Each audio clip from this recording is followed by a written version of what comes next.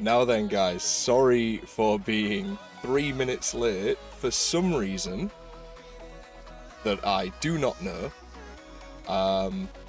my audio seemed to disconnect. So that was quite the experience. Got a bit worried then, just needed a minute to actually fix that. But yes, welcome to the first YouTube stream of Virtuwolf. You know what, I'm just going to turn the audio down a bit more because we do not need music fully taking up the stream. Even though it is non-copyright like, we might as well keep it like this. But yes, welcome to the first virtual stream, and yes, we are continuing with the Pokemon devlog. However, I have not been able to do any since the video, so that's why we're doing it live. Because one, it allows me to capture everything without worrying about recording and using space, because I can just download what I need after the fact. Second, I've had a lot of stuff happening in between that I need to sort out, such as doing other things. They will be explained in the second devlog, just right at the beginning, just not to waste too much time. But I've been sorting a lot of stuff out. So I thought, if I make myself stream it, I'm gonna have to do it. The only thing is, I hate being put on the spot when it comes to game dev and coding. I am much better when I'm sat thinking things out. So hopefully there won't be too much hesitation on my end. It will probably be a case of me thinking about how to do something and discussing with you guys the best way to do it. So hopefully we don't come into many roadblocks with that. But yes, so where we left off in the last devlog was we had created the outside, we had created the particle systems and the volumes in order to achieve this nice eerie effect of the Pokemon Tower. And what I didn't explain in the devlog was that I have also included the door functionality to go to the next scene. I was wary about whether to use another scene for the inside, but I thought, due to the size of the tower, it's probably best, because we can embellish a little bit, give it a bit of a TARDIS effect in regards to the size of the inside. So once we go into the new scene, we can make it much larger on the inside than what we've officially shown on the outside. The second thing is, I am a terrible designer. I am very bad at design work. I think I touched upon that in the video. I said that I'm dipping my toes into world design and level design. So that's going to be, you're going to see that full force today. You're going to see me struggling to actually design this world. We have the assets already downloaded from the asset store. We are simply just going to use some of my asset library, because, as I say, I'm not releasing this game, so asset flipping isn't really an issue here, because, as I say, it's not being released. I'm not doing the cheaters way, in a sense. The other thing is that we do have some models for Ghastly, Haunter and Gengar readily available. We have got them.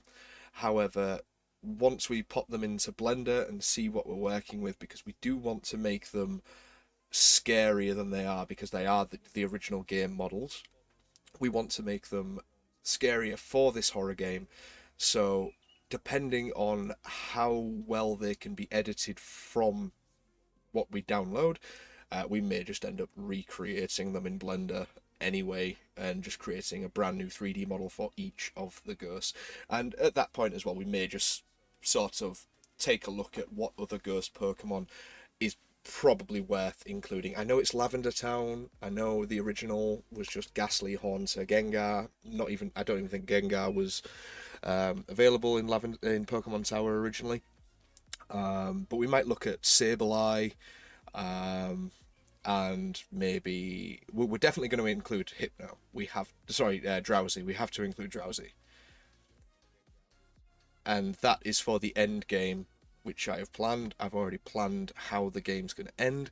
It's just about the journey getting there. And finally, I think we will also include.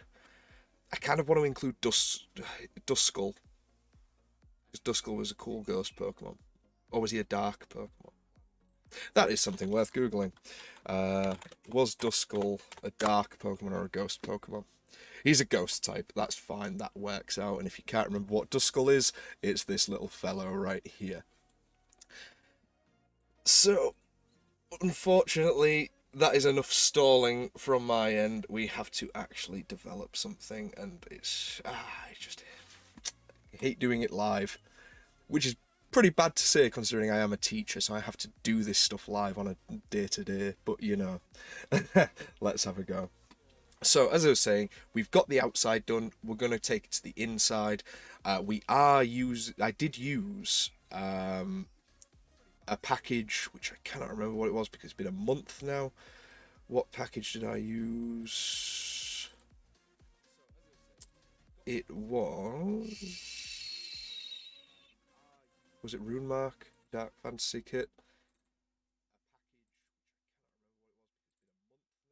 Yes, it was the Dark Fantasy Kit where I just hooked it up to the door just for an easy method of getting into the building, and we're going to be using some of the assets from here, and we're also going to be pulling some assets. Aha. We are going to take some assets from the fantasy kit as well, because I think they had some good ones. Or was that just the trees and vegetation that I took from their objects? Yeah, that was just the environment details. Just got to find my bearings about what other things we're going to use. Models, we've got the tower. I did also consider putting in Bell Tower, but I was like, nah, it's too different. Too different. So I think we're just going to stick with the Runemark Studios Dark Fantasy kit for the inside for the moment. I'm thinking with Ghastly as well, it'll be nice and easy. We can reuse the fog VFX system. The not the fog itself, but the ground fog. Can reuse that system for Ghastly, and just attach it to his game object. So you know what? I am actually. I should probably make a prefab of this. I'm going to make a prefab just in case. Just in case I need this. Yeah. Yeah, that's probably the best thing. And you know what? I'm going to.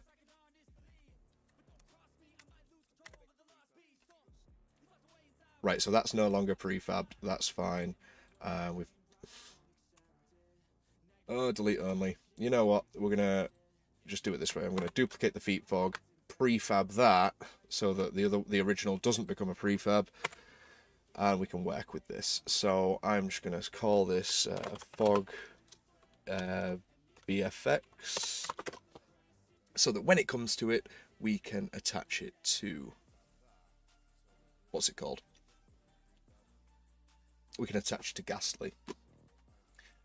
And then from there, just thinking what else I might need. I've got a basic movement script played out, but I might need to make a state machine dependent on if, like, how many triggers and because the game, I think we're going to set up with preset jump scares as well as a lot of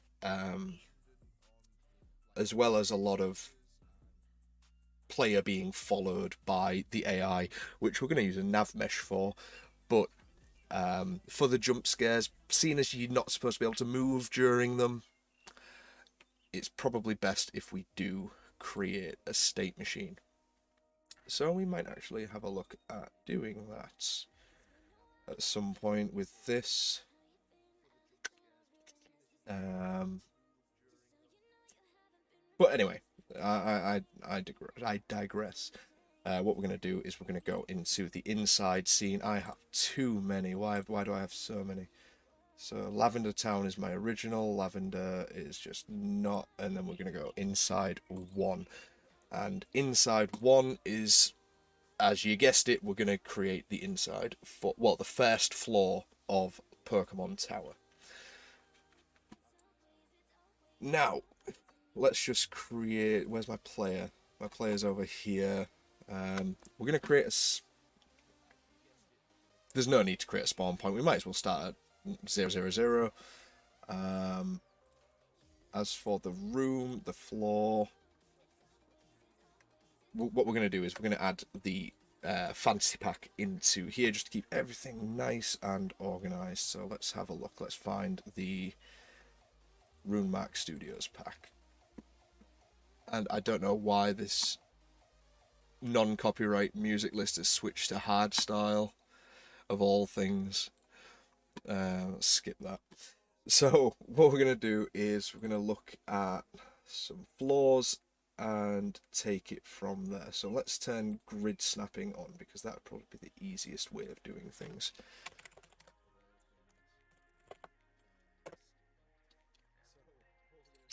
Right.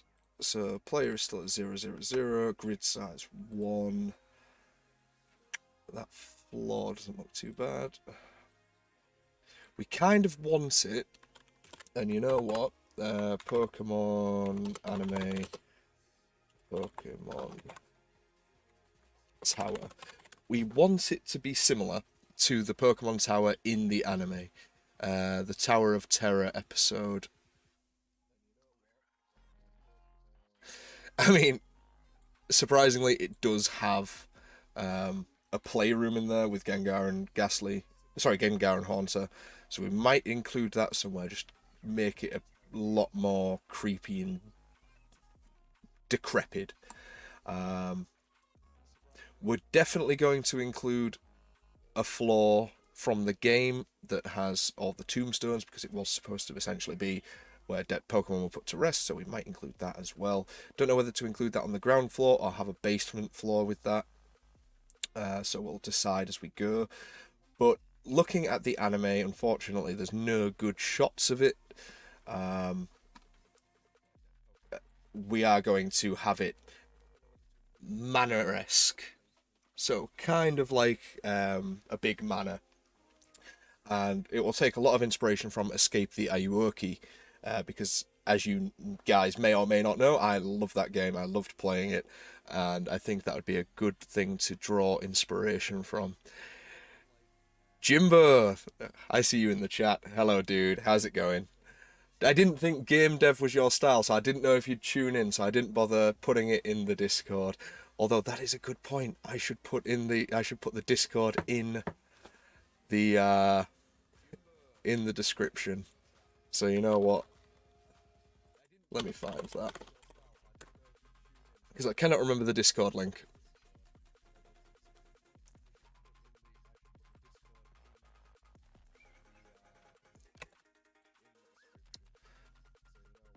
So can I edit this on the fly? I think yes.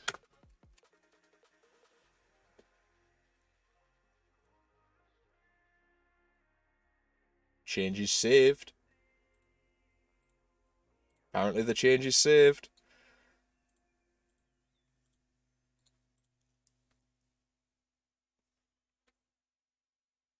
It isn't, but I'll watch long. Ah, mate, that's fair enough. What a G. What a G. So let's check the description. Yeah, the Discord has actually shown up.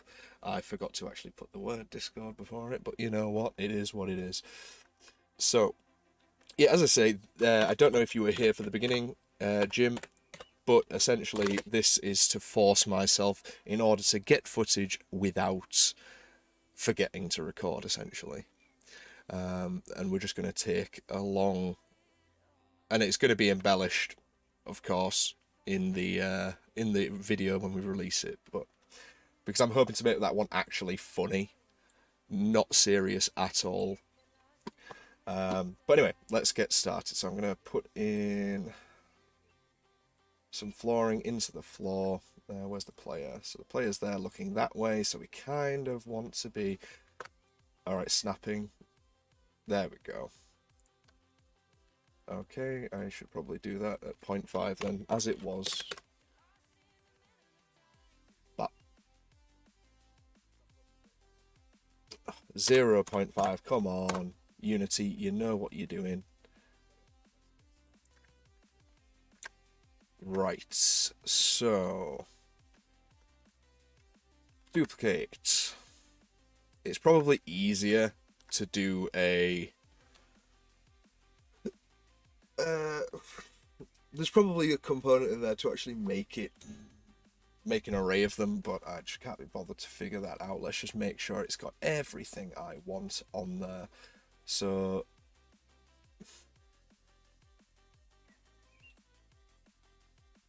was it not classed as static? Discard changes, let's have a quick look. Okay, so it's navigation static. That's brilliant. That's what we want for the AI to be able to use. But do I just make everything static? I can always work with it later. That's fine. So it's no problem there. So let's start by fleshing out this room. Do I want some wooden tiles in there? That's the question, though, isn't it?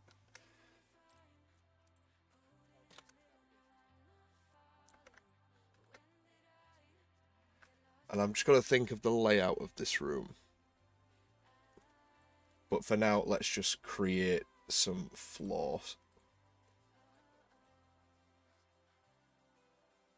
And you know what? I hate it. I absolutely hate it when things are done wrong. Or not wrong, but not in a specific way. So let's create it going this way.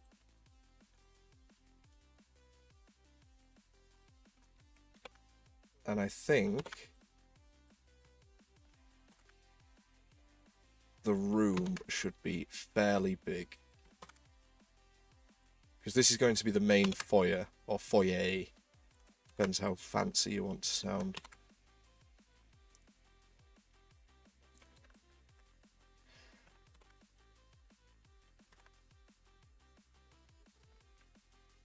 And then, what I'll do from there is move these all the way back over here. Duplicates, move them all the way over there. So now we have a room that's going to look around that size. Is that too small? Maybe a bit bigger? I don't know. What do you think? Considering the player is literally going to be here, I think that's a decent size. But for the sake of me being me, let's actually double that size entirely. Big room.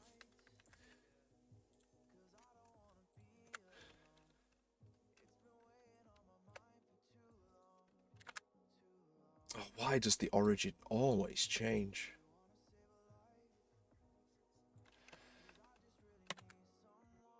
And it changed again.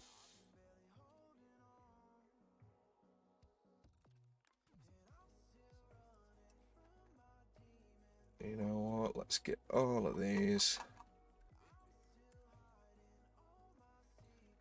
Duplicate them. Move them across. It's going to be a big room. I probably should have made the tiles bigger, but I'm an idiot.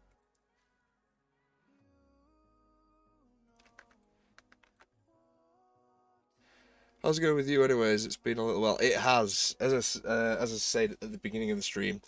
So, I know, I streamed like 2 months ago. We were doing Judgment. We're still going to be streaming games. The games will be done primarily on Twitch, and I'm just going to stream the game dev stuff on YouTube. That way, it's all separated quite nicely. Is that like a huge room? It's gonna be. It's gonna be a huge room. But so yeah, so we're gonna keep the gaming stuff on Twitch and the game dev stuff here on YouTube, just so everyone, so just so like think like messages aren't mixed or anything like that. And then so yeah, so I haven't streamed anything since we played Judgment 2 months ago, and since then been working on the outside for this.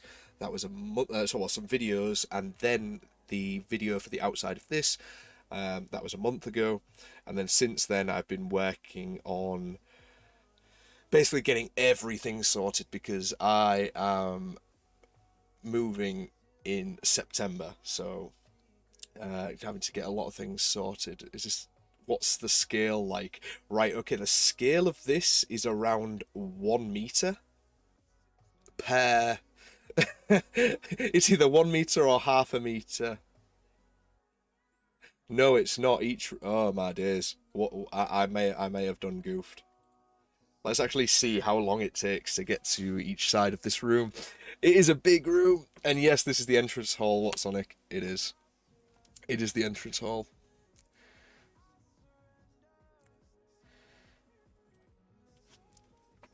Oh my god.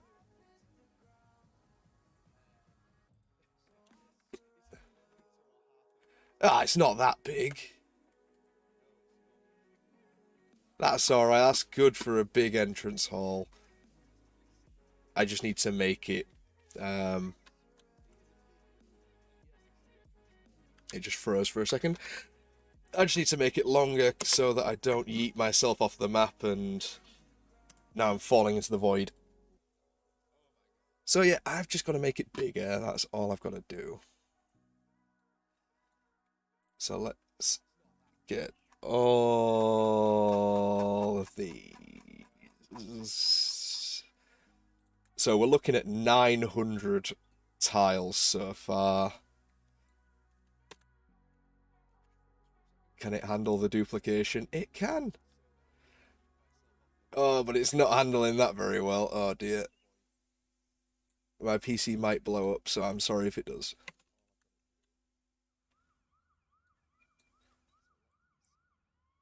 It's still alive for the minute.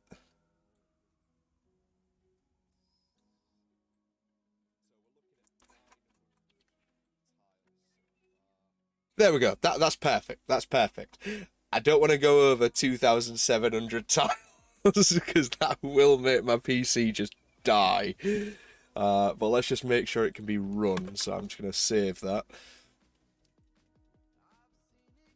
And let me collapse this.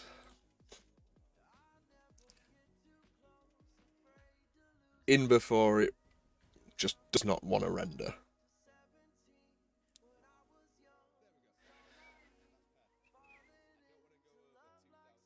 You probably should have used bigger squares. I should have, but then the normals. Oh, wait a minute, because I could have tiled the normals. Ah, right, never mind. Shut up. Shut up. We're doing it like this. So we've got a place for a staircase over there. Staircase. It's crashed. Staircase over there. Staircase over there. A fireplace over here. But we're going to put a bay window here, guys. A nice big bay window. You know what, as well? I'm going to move the chat box up so it's not behind my camera.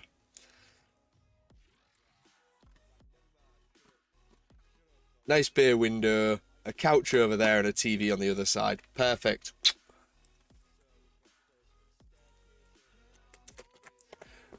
I'm still trying to think, should we be able to jump? I think I have jumping code in my movement script. I think we was able to jump outside.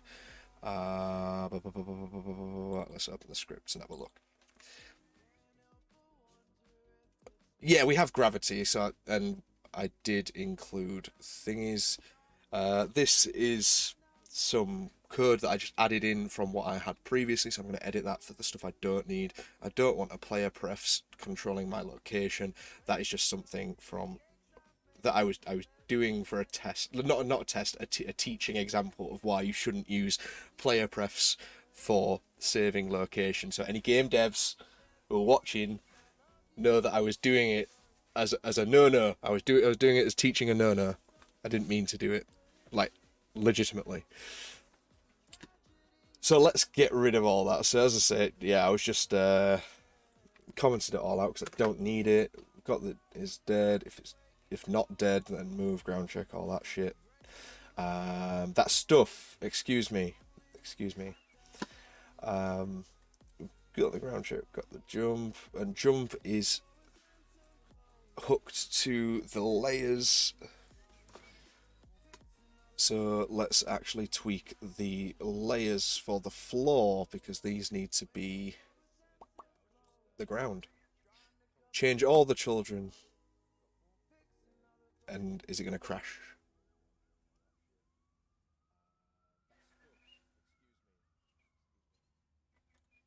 It didn't crash. Okay, sweet. So now I should be able to jump in here.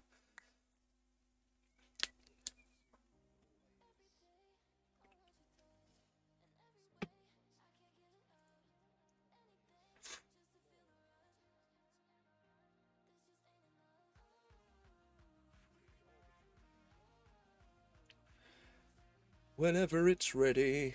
Right. There we go. I can jump again now. So we might as well have jump functionality in there just in case we ever decide to use it and if we ever decide to need it.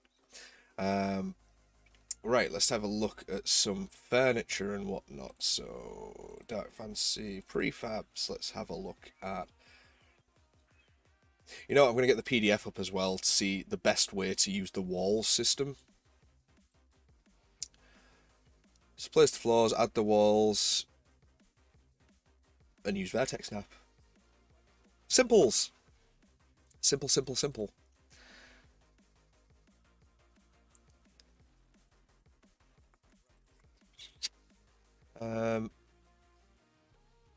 Right, so I suppose we might as well put in the walls now.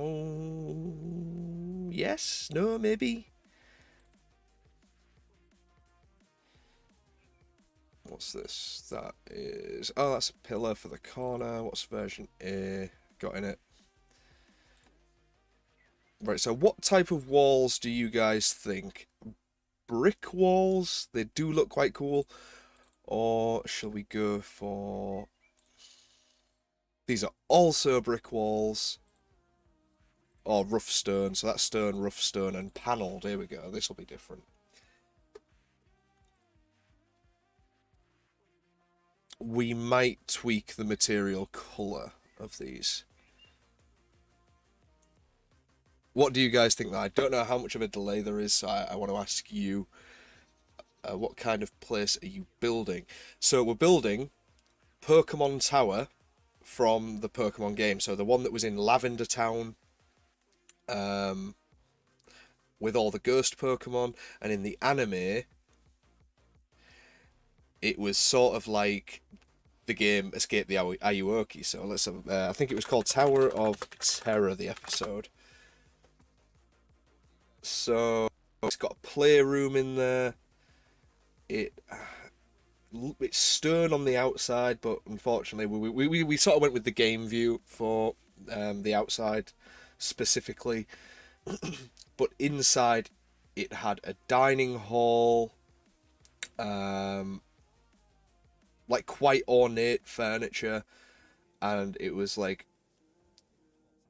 a very old rustic sort of setting inside. So do you think panels or do you think stone walls? For the inside specifically, especially the foyer.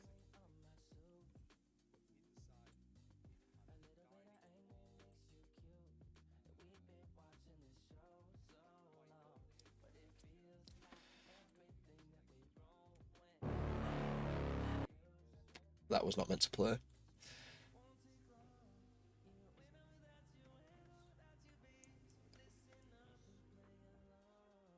It's gonna play again. Why did it do that? You know, we're gonna switch playlists to this one because it'll be a bit quieter. No lyrics, no nothing. So, Jim, you'd say stone walls. Let's go for stone walls then. Especially for the foyer as well. We'll definitely we'll stick with stone then. So, as I say, my world building and designing skills are pretty much non-existent. So we are going to have a little bit of a learning moment. What did that suggest? So we should definitely have an exit, but this door, well, it should really be huge compared to the size of the room.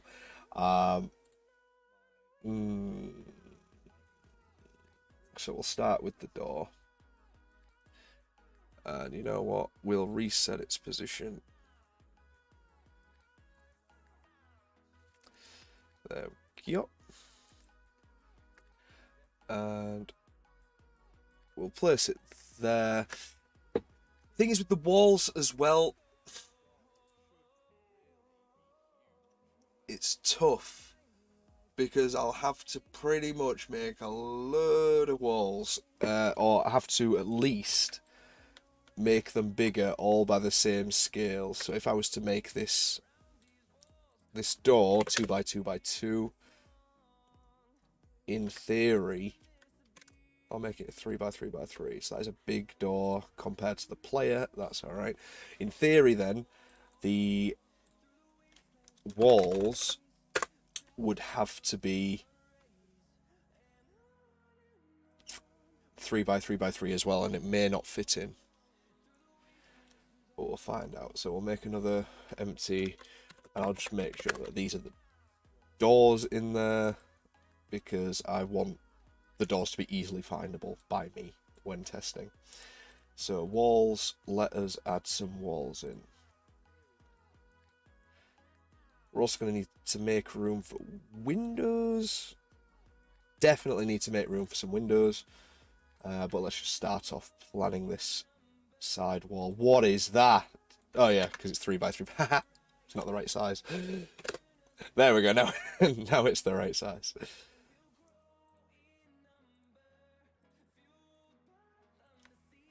Right. So I'm going to minimize the doors. How are they all? Oh right, yeah, I have moved the door back, so that's fine. So 1, 2, 3, 4, 5. That's fine. Move that over. Do they still match up? No, they don't, because the scale has changed. The scale has changed, therefore they don't match up anymore.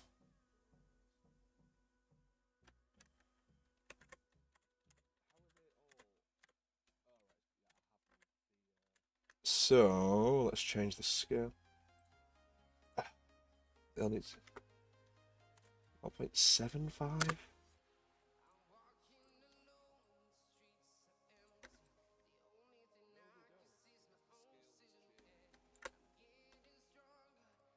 And why is that move? Why is that more forward than the door? What has gone on?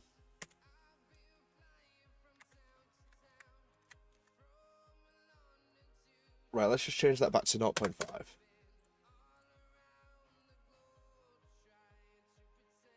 That should, in theory, be the same thing, because it's not minus 2.5, and the door is minus 2.5.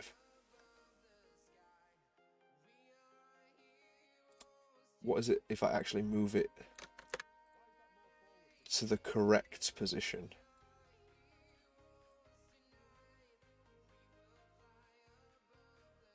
$2.64, because that isn't confusing. That's not confusing at all. And then I would have to move it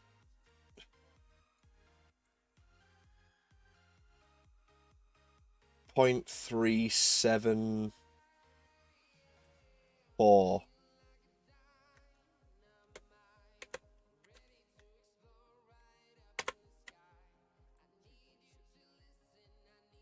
Actually, I should just use vertex snapping.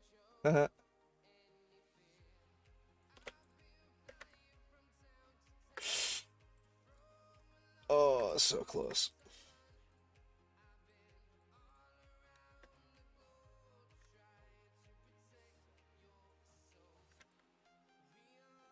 It'll do.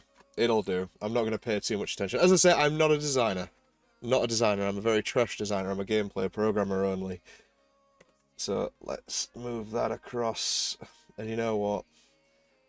We'll try our best. All right. I'm not going to make any promises, but we are going to try our best.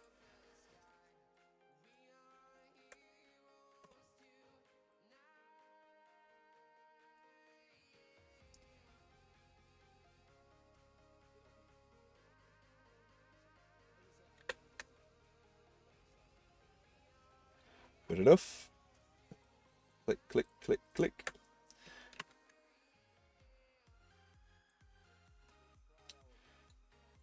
As I say, any devs in the chat, feel free to give me pointers or suggestions or anything, because I will welcome that with open arms.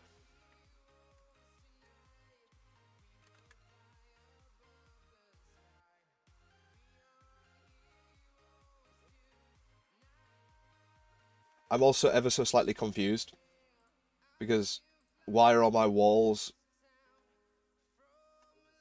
Oh, a minute. Ah, right, okay. All of my walls are here, that's fine. So... that's all of them. That's fine. That's fine. I think it'd be a really cool idea to have it be bigger on the inside, seeing as it's like spooky and shit. But I imagine that would be hard to implement. Well, that's what we're doing. I don't know if you saw the previous video, Jim, but I'm just going to save this so the thingies. Because the outside is smaller, so this is going to have like a TARDIS effect. So when you go... that's the only reason I've made it two different scenes levels, so that I can make the inside... like, it's going to be a bit of a mind play. It's like, oh, it's a small-ish... well, it's a big building, but when you get inside, it's super big. So let's go back to the first scene. So if I go back to... was it Lavender Town or Lavender? I probably should have remembered that.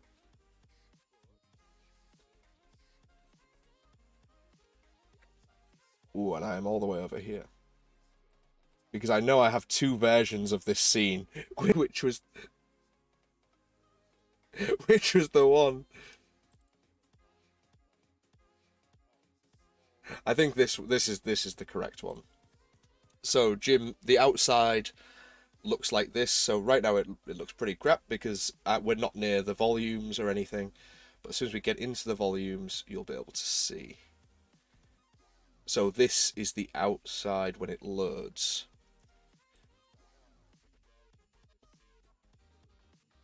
There we go. So it was just pre-rendering, pre-warming the rain and the fog.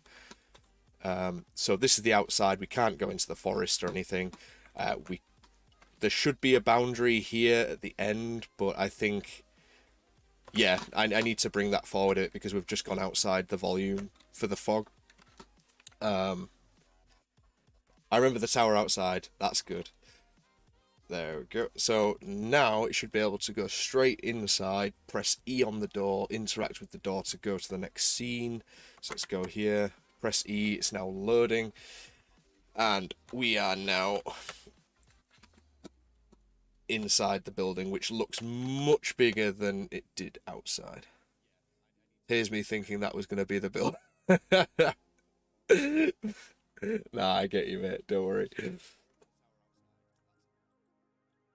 So let's get out of that, and it'll take us back to the outside. So we're going to need to go back inside.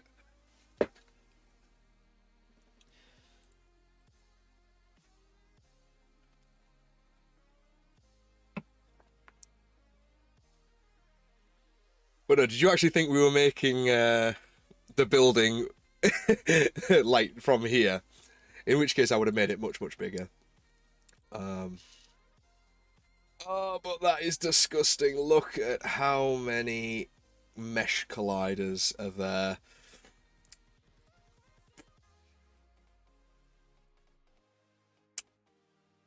Sorry, how many box colliders? In which case, I'm going to take off. I'm going to take off all of the box colliders from the floor tiles, and the same with the walls as well, so that we only have to really render one big collider.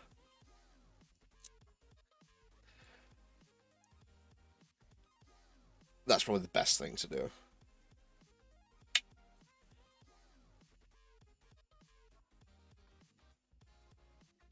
Oh, but at the same time,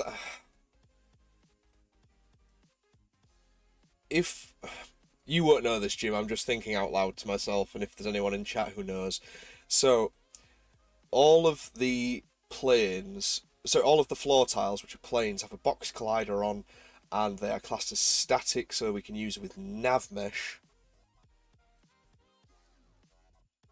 If I was to take the box colliders off of them and put it on the parent object as one big box collider, just to save on collision detections, would the nav mesh still work? Or would I have to have it exact so that it was on the floor? Oh, I don't know. We'll try both. We'll try both. So you know what? What I'm gonna do, just to test this.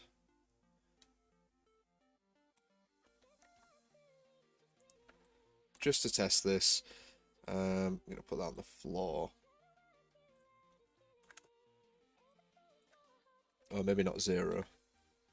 Is it 0.5? It is 0.5. So I'm gonna get rid of the collider. Give it a nav mesh. We're just gonna test this out now.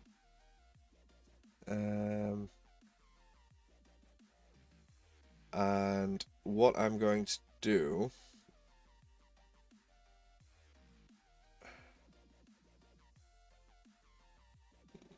let's go into the floor.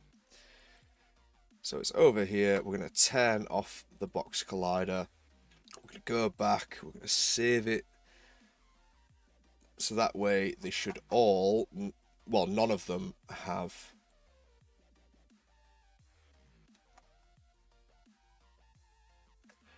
Right, okay, you know what? I'm just going to delete the box collider.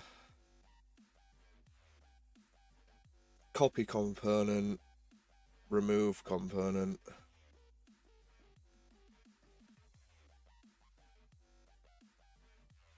Right, so now literally they do not have one. So let's create a box collider. And where has that been placed? That's been placed right there. Right where, I don't know where it is. So I'm going to have to guess the center of this room.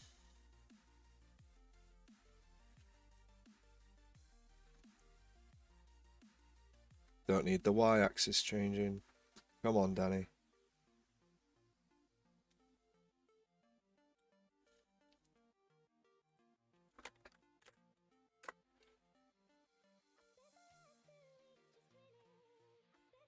Right.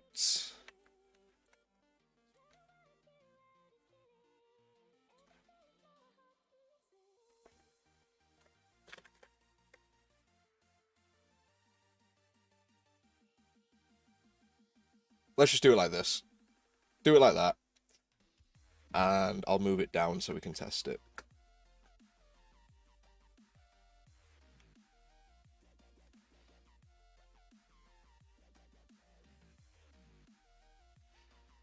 So, oh, that's the size. My bad.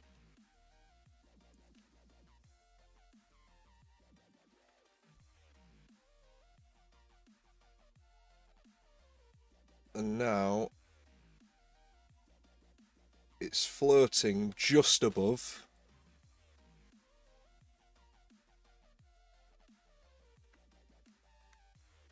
I think. Ah, it's too hard to tell. I'm just going to leave it at that. I had a jump scare that's just a really loud cricket tune scream. You know what? Deal. Deal. I'll accept that. Let's do that. I'm happy to do that, mate. We're just going to test out if the nav mesh can work correctly with just one collider rather than each of the things having... I mean, it should work. Should work.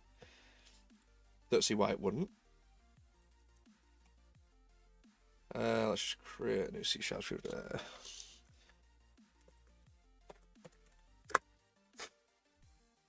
Don't see why it wouldn't. He says.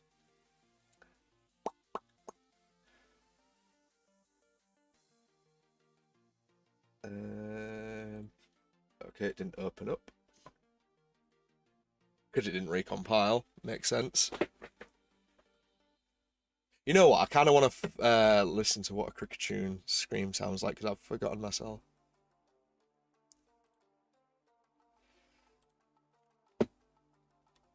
Cricket tune. Cricket tune cry for 10 hours. What the hell?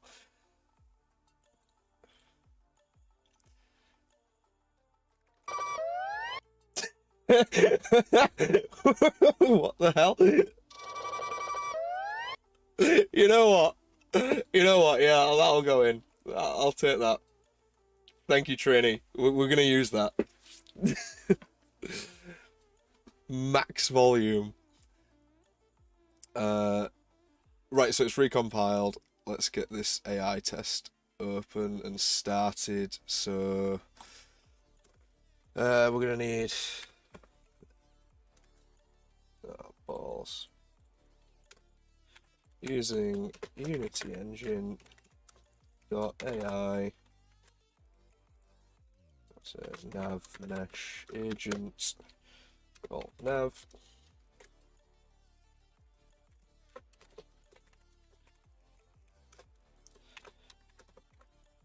Nav mesh agents, and then just have. Oh, I need the reference to the player as well.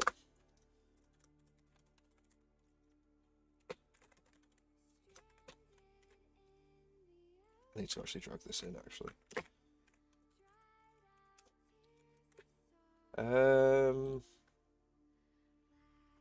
So nav.destination equals player pos dot position. Actually, just to make it less confusing, player dot position.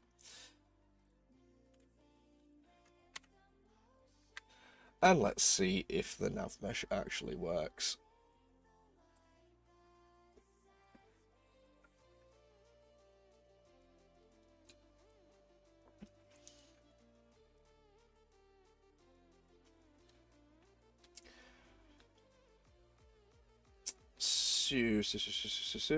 So AI navigation.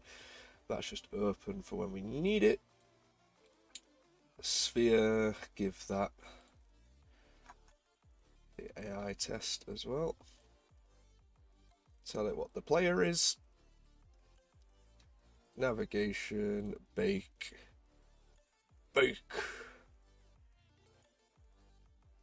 Right, okay, so good. So we've got a floor at least. Let's just see if it follows the player now.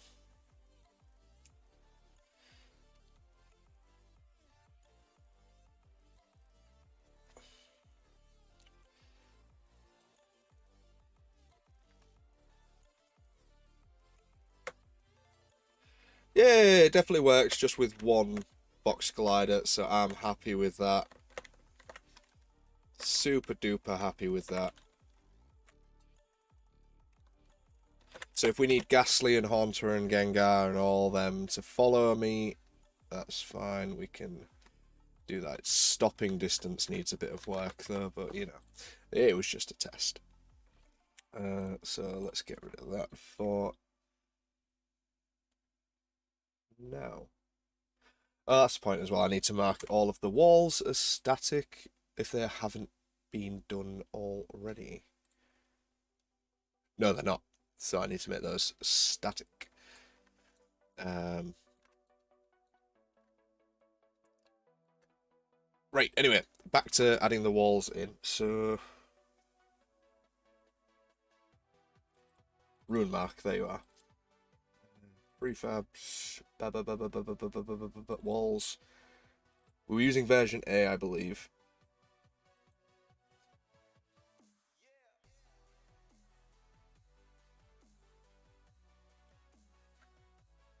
And we'll just put that into here. So this is going to be... Is there going to be a way to lose in this game, or is it going to be just like an exploration?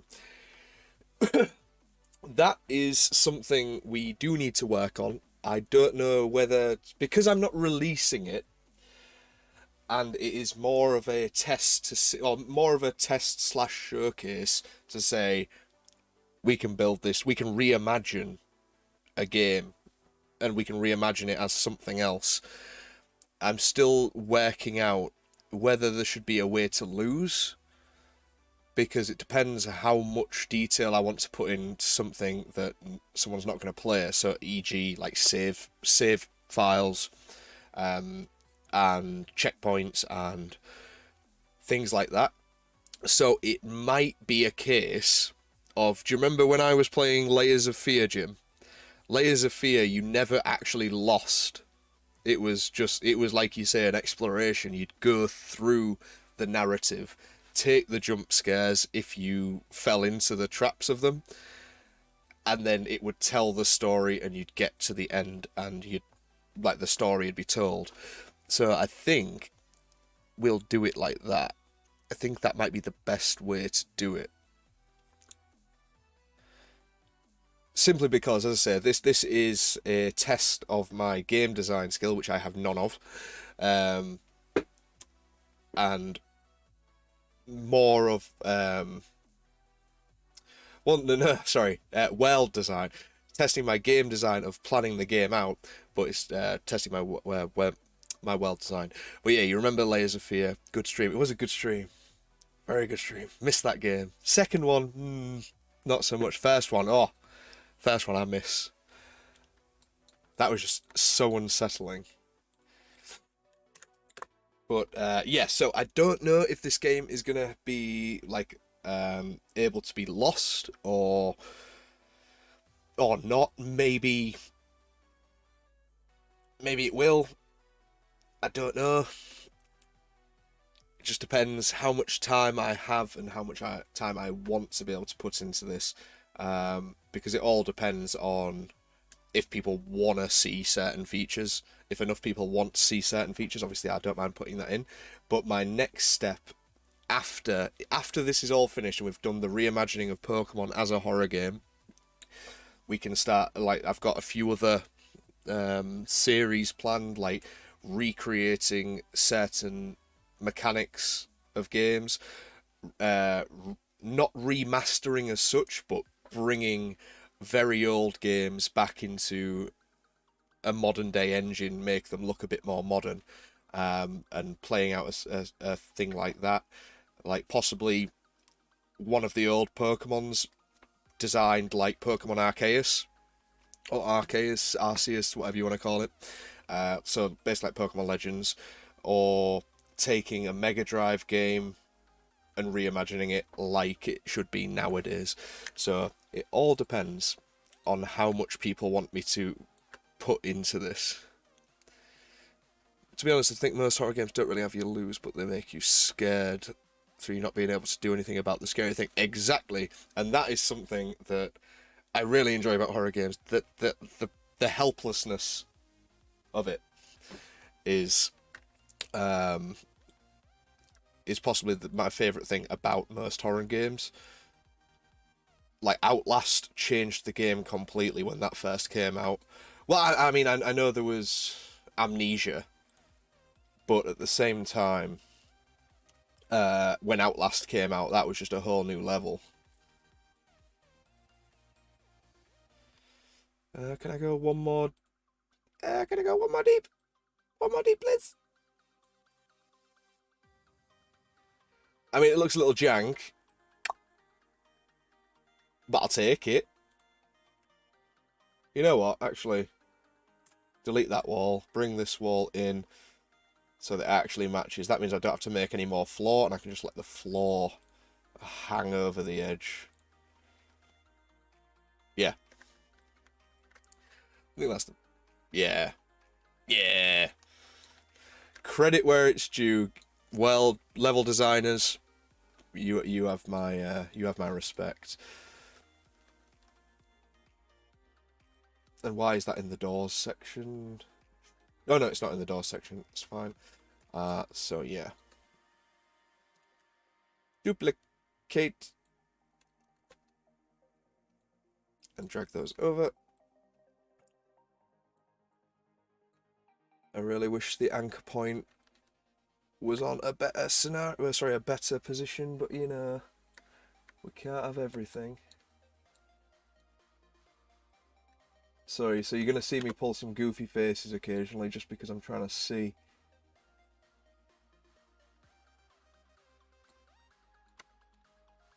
Good enough. Good enough. And is it actually on the ground? It is. Right. Is there a different corner to use, or is it essentially the same corner? So let's get a corner. We're going to duplicate that, drag that all the way over here, give that a nice little 90-degree spin. Wrong way. Minus 90.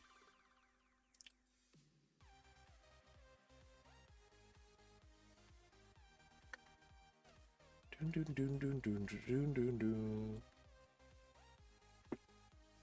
Do a bit. There we go. Right, we're part way done. Part way done.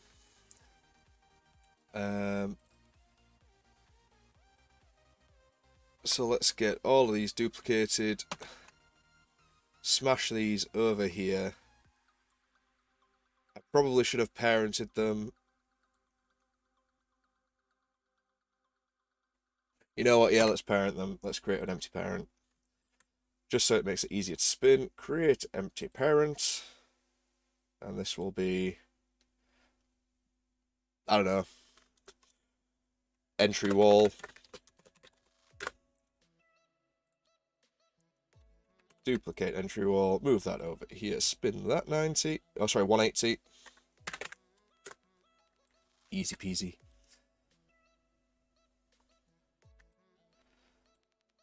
And then we'll fill that, we'll fill that doorway with something. So entry wall, call that end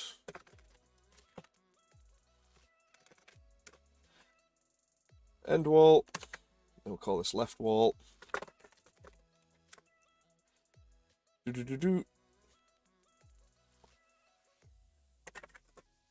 Minus 90. Over here it goes. I may need to take away a couple of walls. That's not an issue. Move that there. Duplicate that. That's going to be the right wall. Hit that 90. Right, now let's line these up. So delete, we don't need that. Delete, don't need that, don't need that. Kinda need that. But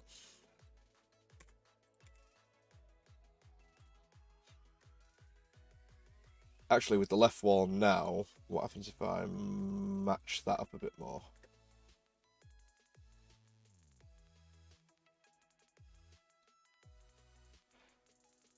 Nah, you know what? I think I've sussed that. I think I've definitely sussed that.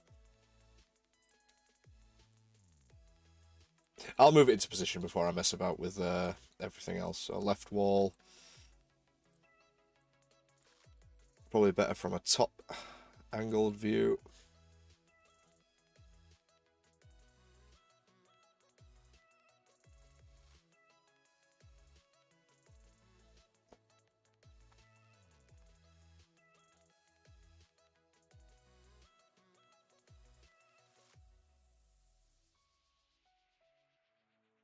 Yeah, close enough. Close enough. And then now we can mess with the end wall.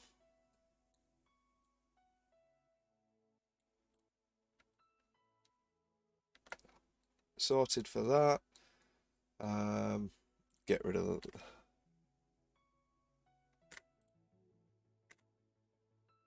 Get rid of those. Delete, delete, delete, delete. And now it's a case of moving this again.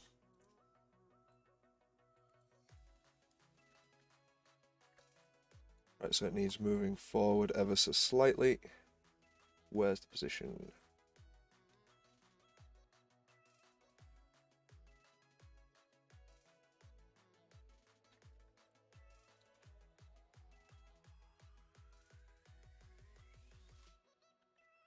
It'll do. It'll do. So we've got the initial room set up. We'll fill in the gaps from where we don't need doors. We might add some windows. Now let's see what else we can add in here. So have we got some staircases? We do. So I might remove this door over here. Probably best if we let the prefabs load correctly.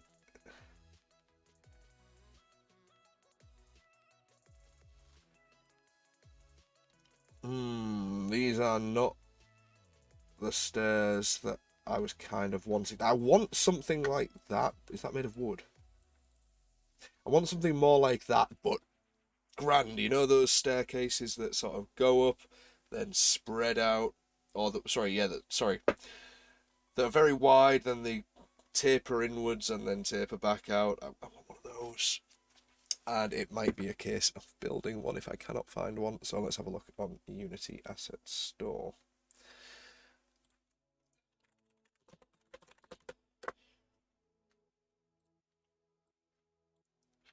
Ba ba ba ba ba.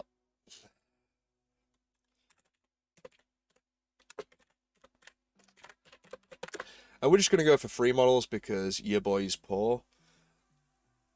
On it, staircase. Couldn't find one. Let's just try staircase.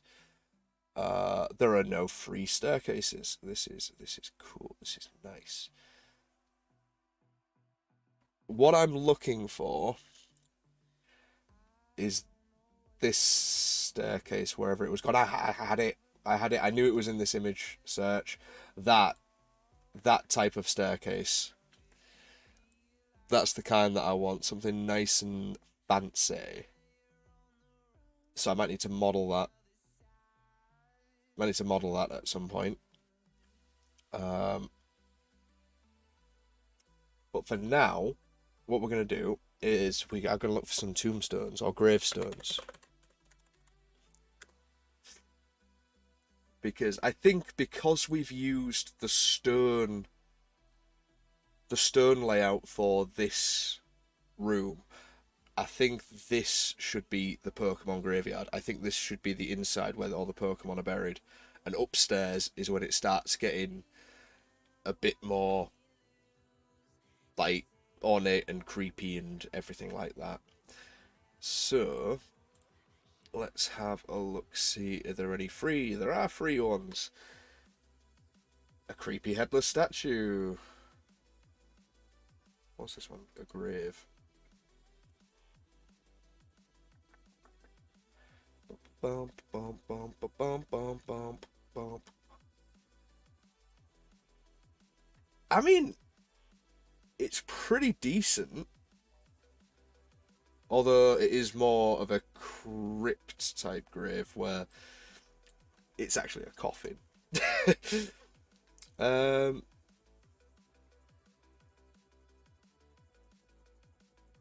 might have to... Should I use one of those? Or should I just keep thinking for now? What do you think, guys? If you're still there, what do you think? Bottom floor as the graveyard, or should we have it as more fancy and foyerish? I think because I'm leaning towards foyerish. Because, I mean, we don't have, unfortunately, oh no. Like, because we do have all of this furniture. Are there any carpets? Textiles? We do have carpets, so we could lay down a big old carpet. Um,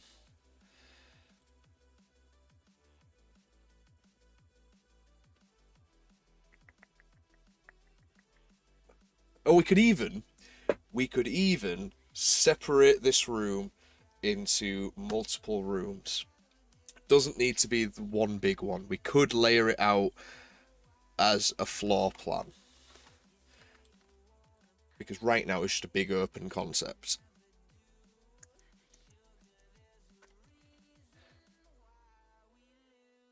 I need to watch the episode again. Like we could have it like you come in here. This is the entryway. This is one room. In the game, the graves were like crypts on the upper floors, weren't they? So firewood bases. That's fair. What's on it? That's fair. That's fair. We could. I mean, we might actually end up doing that. But do you think we should divide this floor into multiple rooms? Like, so you've got this little, like the foyer that's sort of this big, but you've got these side rooms coming off into different areas off the ground floor. Because I think that might be the best option. Like, say, for argument's sake, oh my days, that is a tiny carpet. That's a tiny boy.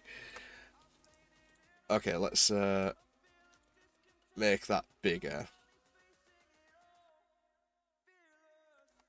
So let's say that's one room in there.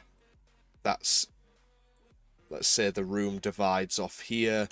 Then there's another room like over here, and maybe this is like an unused section. There won't be room to bury the Pokemon's body in a floor above. That's true. So yeah, if we use the crypts sitting on top, it's probably the best option.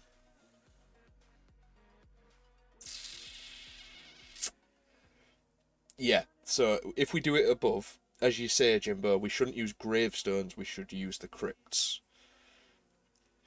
And I'm thinking I might divide this room up. So what I'm going to actually do is have a look at what other walls. What other walls do we have? We do have curves. We have options for curves.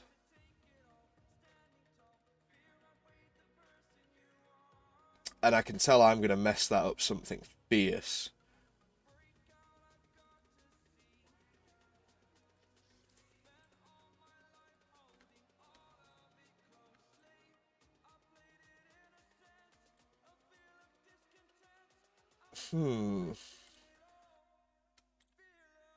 I'm thinking.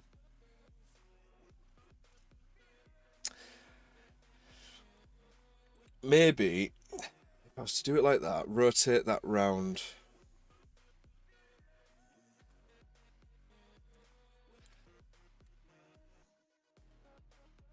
My maths is off here. I'm trying to think of how to rotate this correctly.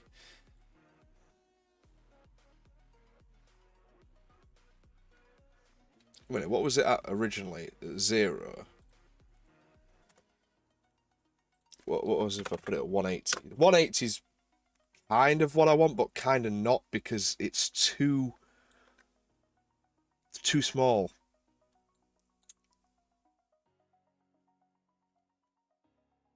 It's not a great curve.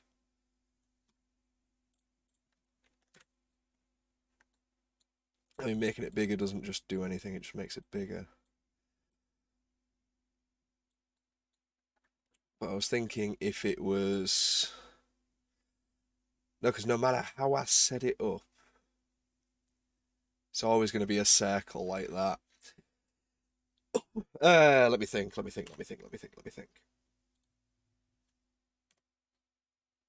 What's this one? That's essentially the same. Are you doing quite a few floors? Yes. So I'm thinking the more floors, the better, essentially. Well, not the more floors, the better, but I'm thinking of having at least 3 or 4 different floors, and each floor will have various things to actually navigate through and little puzzles to solve. I'm thinking the puzzles bit would be the best solution in there to actually add functionality to the game. So, yeah, I think I'm going to include quite a few floors. Well, as many as I can, really. Hmm.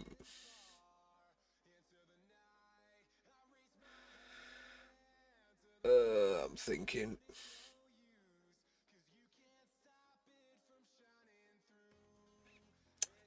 Like, you could do all the wacky stuff on the first few floors, the stuff to creep you out, and then the end with the top floors being the graves of the Pokemon. Very true, because I want there to. Yeah. Because if I divide the rooms up as well. Sorry, if I divide the floors up into separate rooms, then I can include quite a lot in there. In regards to the wacky stuff and creepy stuff. And then when we get to the grave floor, it's trying to best what came before it. So I'm trying to think what you could include in the next floor to really up the ante in terms of horror factor, which is the tricky part. But as I say, I know what I want to do to end it. I know what I'm going to do to actually end the game. If I can pull that off, that is. Wait a minute. And then maybe if you have to backtrack to leave the tower, you could create the floors below to be this same graveyards to make it like. Ah, see, yeah, the end of the game is not going to be backtracking. But I'm not going to spoil what I want to do. But it's not going to be backtracking. It's going to play into a Pokemon creepypasta. So, anyway, I think I'm going to add some more walls to this. I'm going to create another empty. Actually, no, I'm not going to create an empty. I'm just going to create an empty parent once I've made the wall. Let's just duplicate that. Bring it out. And this. See, one side is stone. And one side isn't. So I don't know whether to panel this. I do appreciate the ideas, Jimbo. I really do. Really, really do. So I can make a curve using a lot of these, but it's just going to be a bit of an... Alright, don't duplicate then. It's going to be a little bit of an awkward scenario.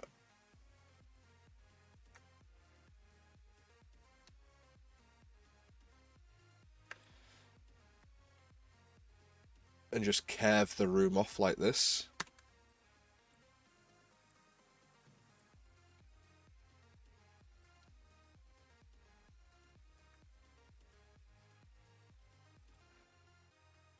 Only thing is, it's like 5 degrees at a time, which is a pain, man. So it might be worth making it a little more rotated.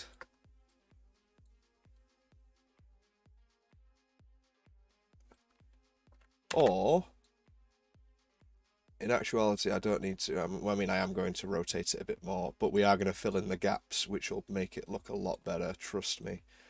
I am a doctor.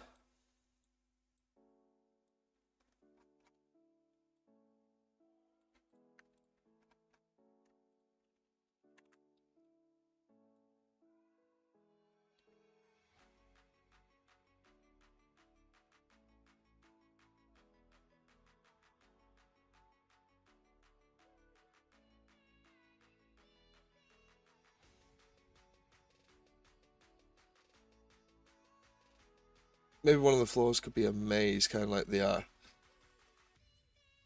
I was thinking about a maze floor, and the inspiration that I wanted to take for the maze floor was essentially going to be PT, where it's not exactly a maze, but it's a perfect loop until you actually do something. But I do like the maze idea. I might incorporate both, or like figure out a way to combine the two ideas.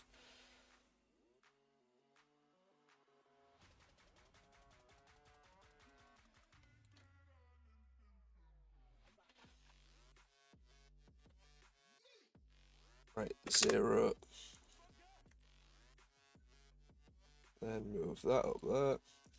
And now we have got a nice, slightly curved room.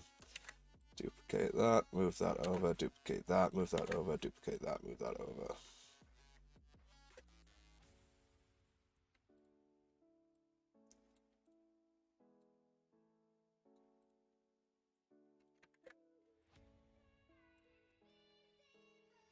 Right, so that's one room. This is going to be another, then split across there. Is that like the endless corridor till you turn around? Essentially, yes. But not just turn around, but actually do something. And if you do it enough, if you don't do it after so many times, yeah, if you turn around, you're buggered.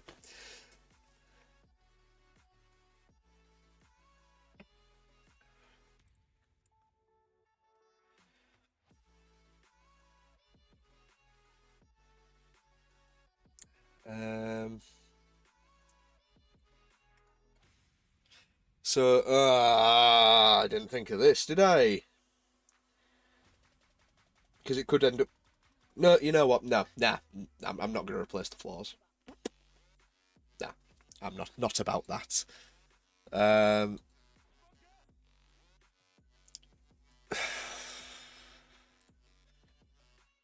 God, I hate game design. I truly, truly do.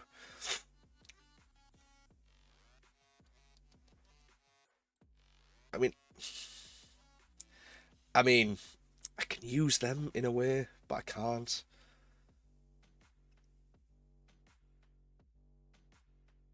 I'll keep the floor as it is. I'll keep the floor as it is. What's in steps, by the way? I'm curious as to what's in steps. And it better not be the band. It's not, it's these, right, okay. Um, so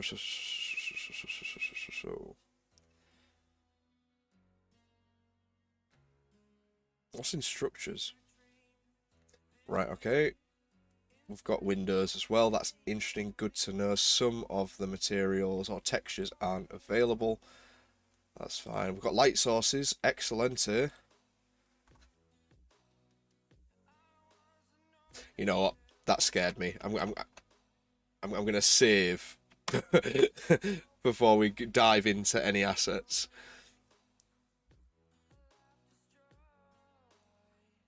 I mean, we could start out by making one room at least okay. So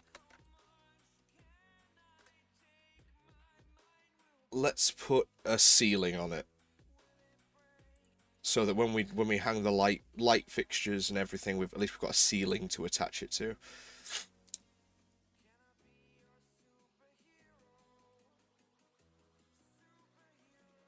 The ceiling's going to need as many tiles as the floor, isn't it? Although,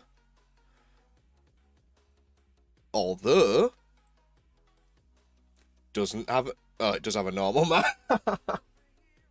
All right, we're just gonna make it bigger. We're gonna make them bigger. We're gonna make them bigger. That's fine. That's fine. That's fine. That's fine. Let's add that in. So we've got root floor. We've got walls. Let's create another empty. Let's call it the ceiling. And we're gonna drag that into it straight off the bat.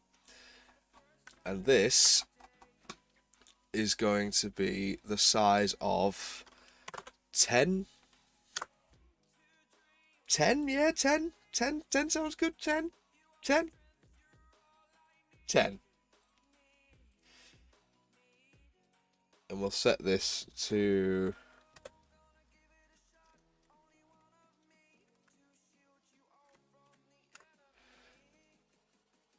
snapping of 5. Bop, bop, bop, bop, bop, bop, bop.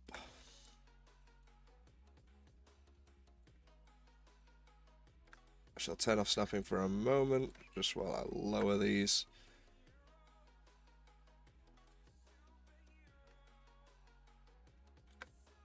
I don't want any gaps in between the walls and that, so that should do. And you know what? I'm going to stop the floor from being able to be touched. Right. So duplicate that over here. This is actually where I need snapping on.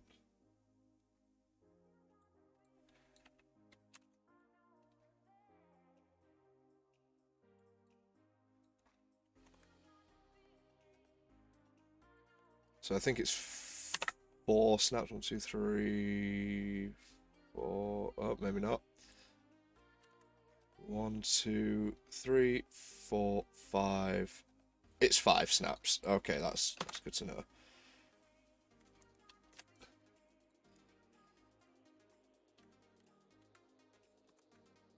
One, 2, 3, 4, 5.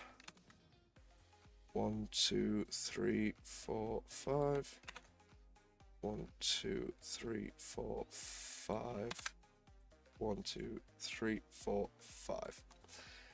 Easy. What's it actually look like inside there now? Oh my days, that looks terrible. It looks so bad. I need to make the walls higher. No. That looks so bad. Oh dear. No. Why did I say, oh, we're gonna have this big giant grand staircase, but then think, you know what, I'm gonna put the ceiling right above the player's head like a normal room. Oh, it feels like I'm playing the original Doom at this point. Danny is a genius, confirmed. Oh god, it looks terrible. Ah, my days. So bad. Right, we've got to fix this. We've got to fix this. Can I exit play mode? Thank you.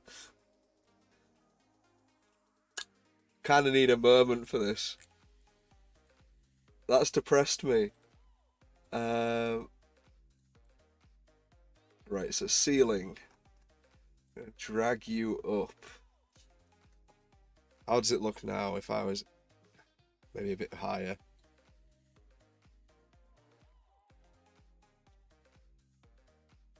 Yes?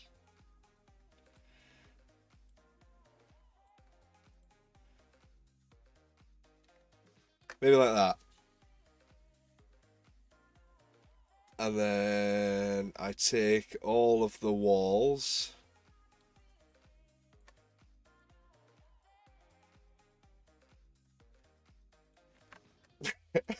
Just thought, oh my days, it looks so bad. Right. We're going to need to do some major editing. We might be able to get away with duplicating and placing on top.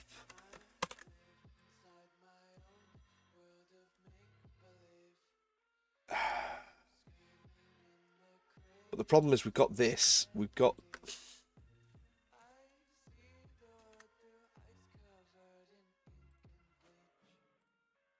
I'm just trying to think for a minute.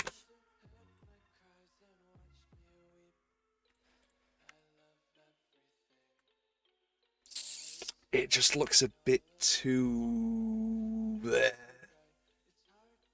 So you know what? What I'll do is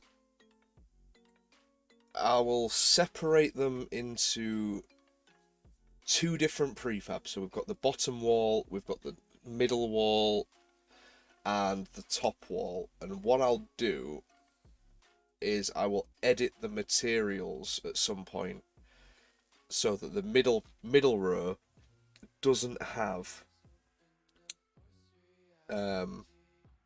this red bit. But then again, I don't know if I don't know about generating the normal maps and everything. Like, what does it use?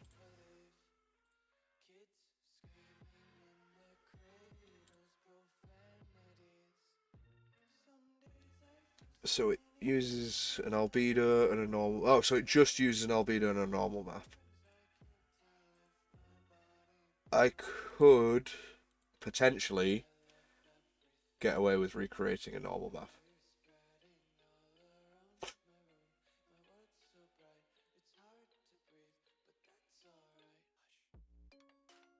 Although,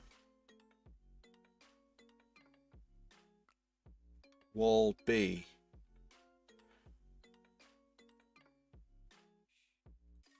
Wall B.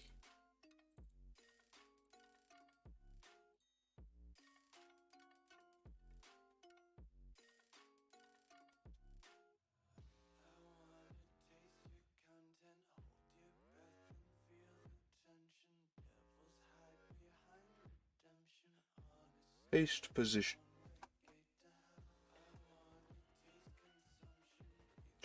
Alright, it's pasted it over there. Whatever. Okay, so we're going to use this one as a reference. So this is going to be 3 by 3 by 3.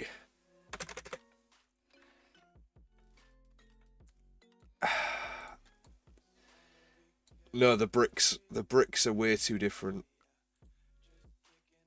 The bricks are way too different. I'm gonna need to edit some materials. What a pain this is gonna be.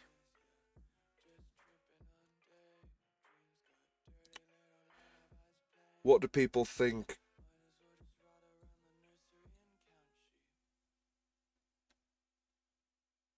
Because unfortunately it's not a case of scaling them upwards because it looks trash and dodgy.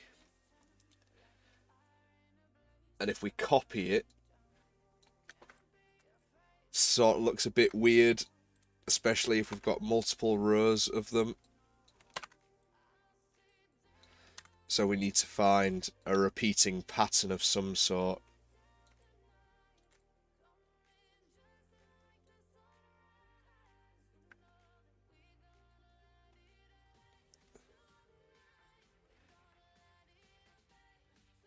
Which is going to be a bit of a trick. So what I'm going to do is...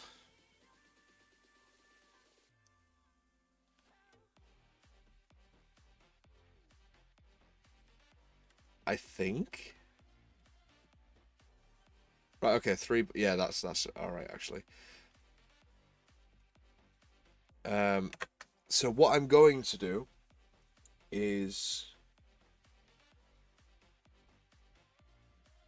not put the walls in for now, so I can make a new prefab, change all of the material, well, edit the material and change all the materials for them at the same time when I can. This is why I don't like designing games myself, or world design. This is why I just like coding. Coding is so much better and easier and fun. And I need to...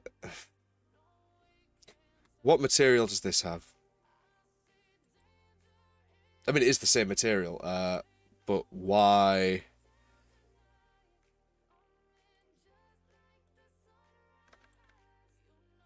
Oh, right, okay, so we're culling the back of it. Right, I get you. Right.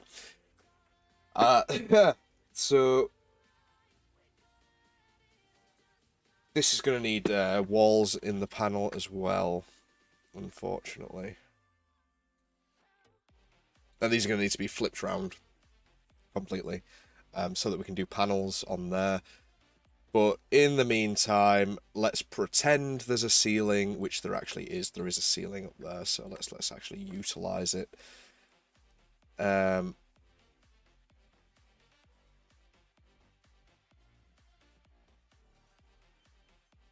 Yeah, just yeah. So let's go prefabs. We're gonna go into. Was it in decoration or it was in decoration, wasn't it? No, it wasn't. Stairs and no, it wasn't. Where did I find lights? Light sources. Clicks furniture anyway. Light sources.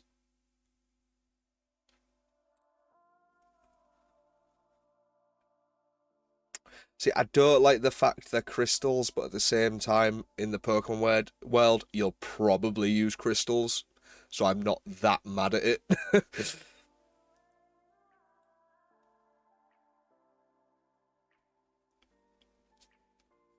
But at the same time, we should probably be using fire. Do I have any fire assets in here? No, this is just environment. Whoops. Those are my models. We'll create some fire at some point. It's not that much of an issue. Lanterns are spookier. I agree. I actually agree. So you know what? Let's save this. And as I said, I'm gonna dread fixing this. But I do want it to look good. Where's my package manager?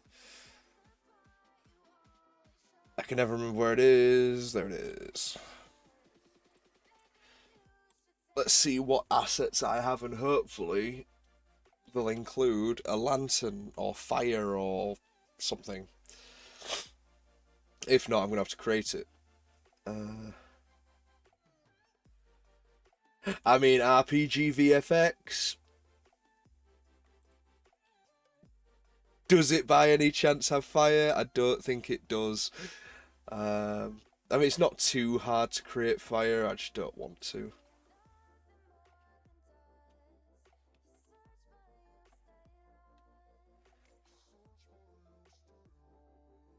That could always be a part of a puzzle. It could.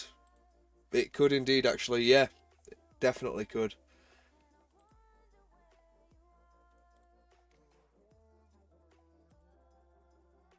See, this is the kit that I'm using, Dark Fantasy kit. Gigantic environment. Not what I need. Not what I need. Fantasy adventure. No, that's what I've got in the ambient sounds. Free horror starter pack sounds. That's we've also got that. We need to put in.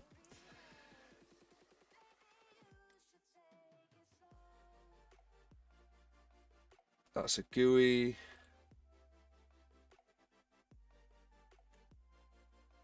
See that could have been interesting. A level designer, but you know, your boy didn't think to include that.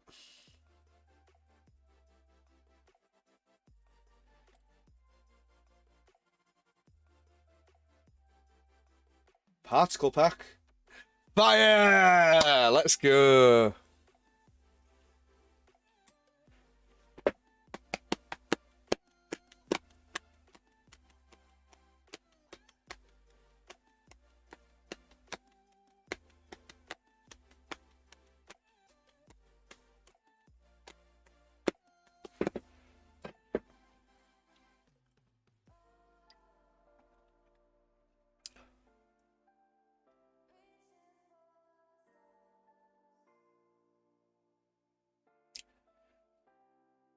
Why am I importing a project?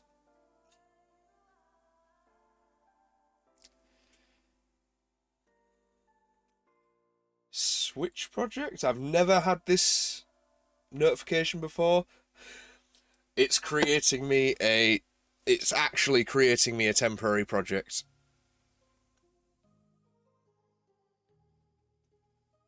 Wow.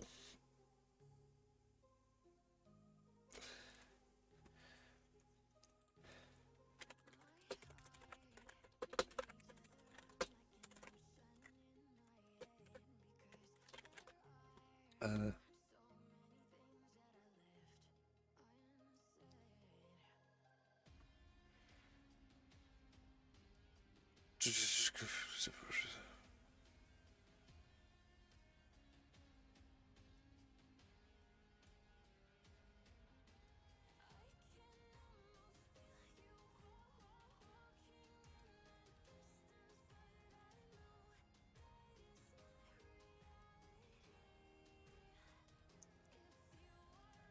um,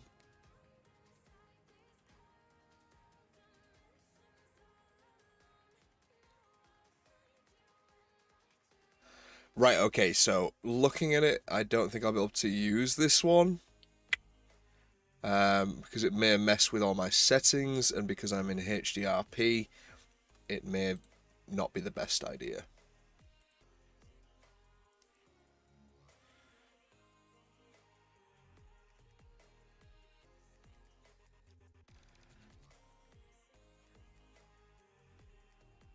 So,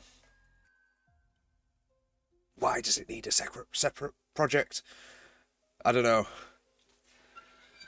But while it does its thing, I am going to be right back. And I don't have a be right back notification. Oh, yes, I do. Here we go. So I will be right back. Just while that loads the new projects.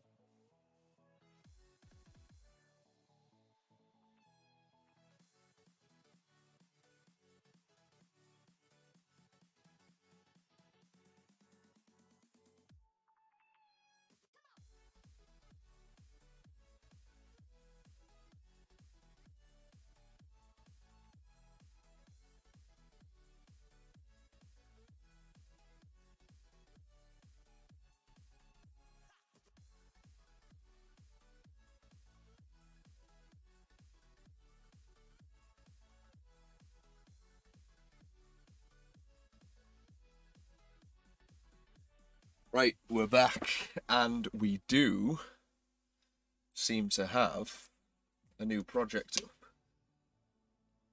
Oh, dearie, dearie me.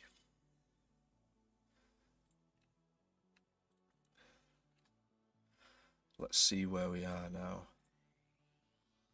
So, what are the project settings for this that are so different?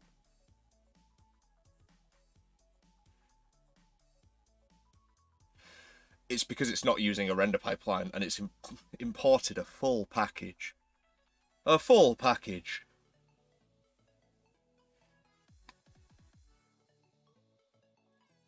So let's see what fire elements or fire assets that we have.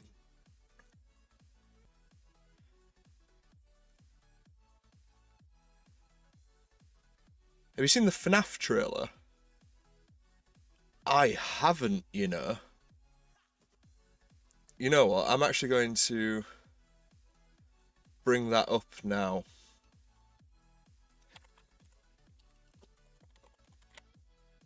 Did not know that the FNAF trailer was up yet.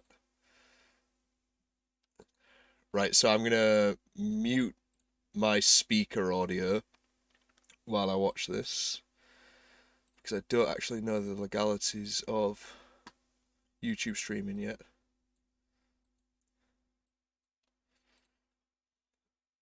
So yeah, my microphone's still working.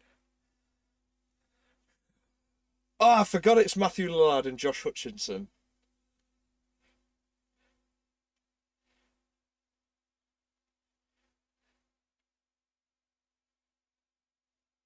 Because I saw a very micro trailer a few weeks back. Or images, I can't remember which.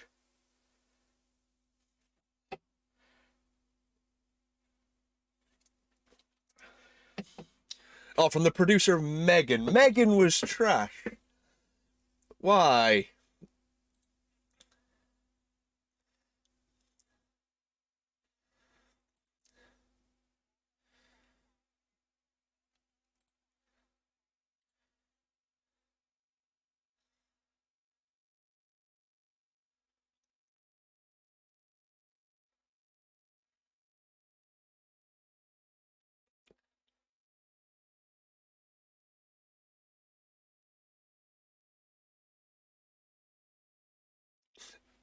The animatronics do look good.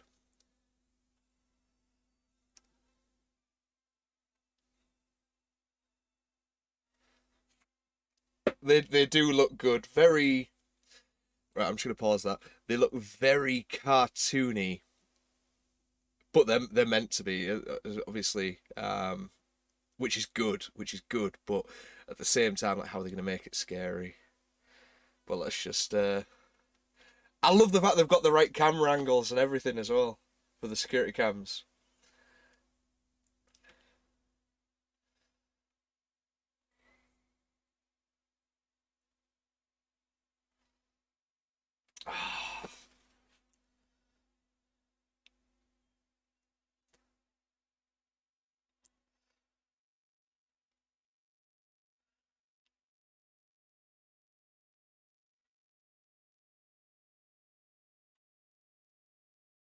Mm.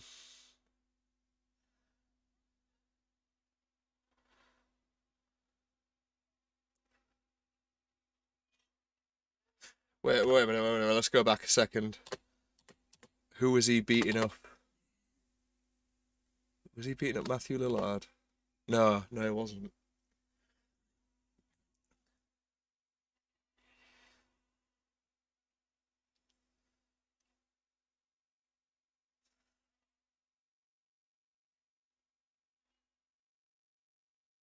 Oh, Jimbo, mate. Like, I don't know.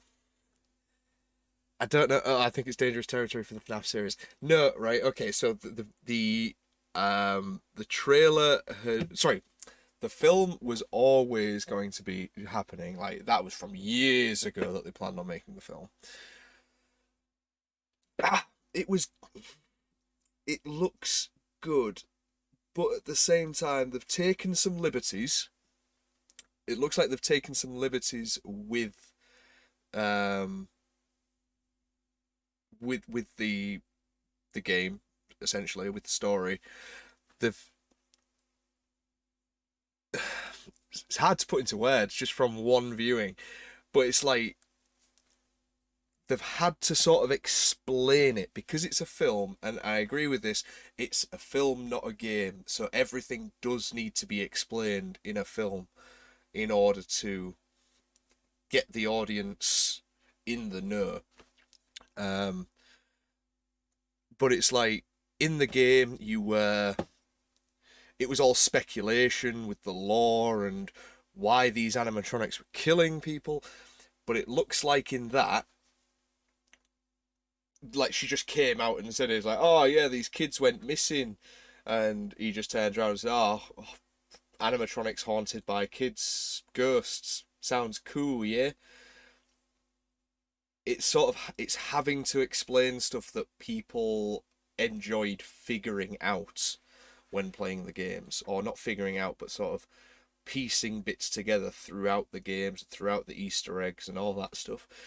So you are right, it is dangerous territory in a way, but not in the way of, oh, it's just a cheesy film. I think it's because they'd have to make a lot of changes in the film in order to make it work, because obviously he can't just sit in the security station. He's gonna have to obviously figure all this stuff out. Um, but no, I'm definitely gonna watch it. Definitely gonna watch it. I'm not, we'll see what happens with the other trailers or later to the date. But I'm definitely gonna watch it. I just hope it's good. I like Matthew Lillard. I like Josh Hutcherson. I think good choices for the cast. I'm not sure why they've brought in, obviously, his sister to be so that they can turn her into one of them. That's a bit of a weird scenario. But I mean, they have to do something, don't they?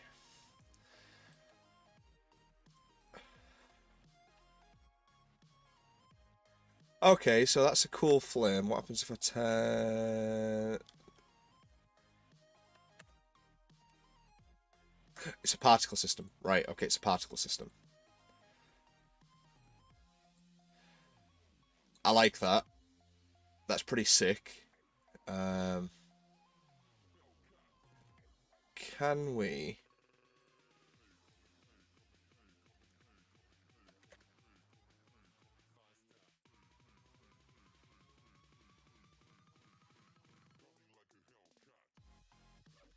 It's not doing what I want it to do.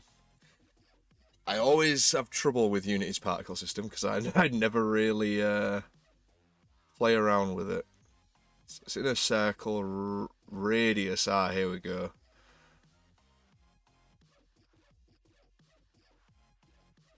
Hmm.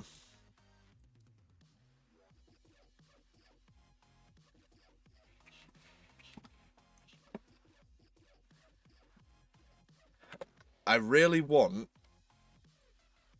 to bring this fire in so that we can.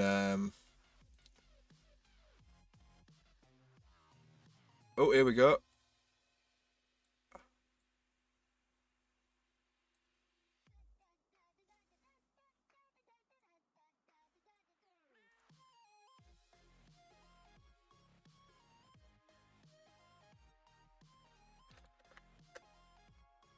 I mean, no, it's not exactly what I want. Um,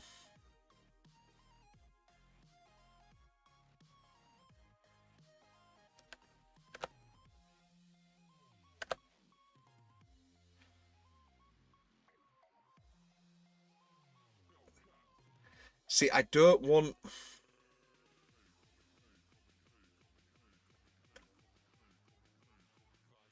I just want one particle with it.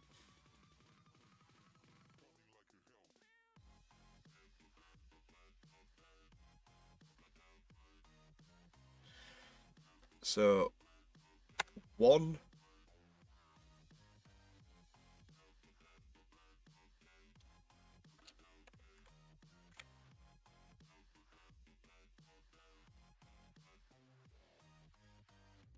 So that creates one. Duration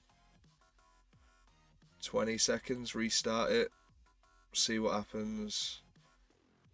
Doesn't seem to want to loop. I'm really excited for the new Oppenheimer to come out. Yes, yes, absolutely. I am super excited for Oppenheimer. Oh my days.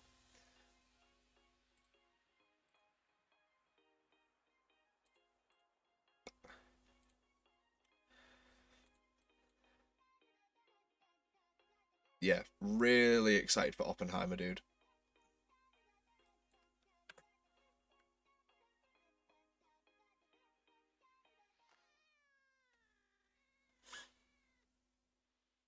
See, that shouldn't be creating more and more and more and more and more.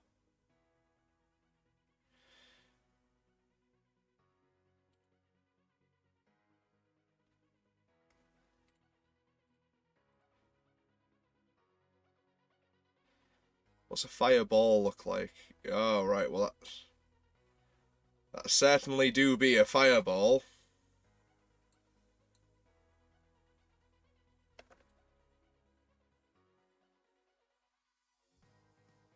Let me have a look at the asset packs. So what we're looking for? Lamps? Fire lamps, what are they called?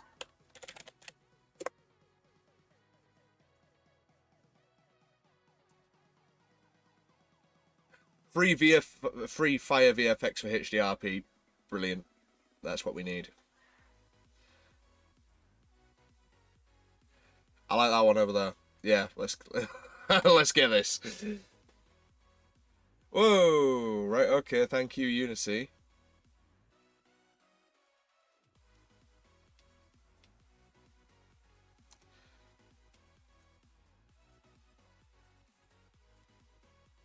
Except we'll add this, we'll import this.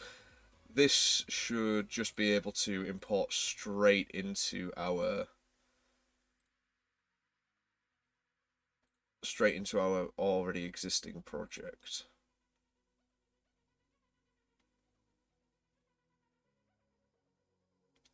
What was it called? Free Fire VFX. So let's refresh this. There we go. Download.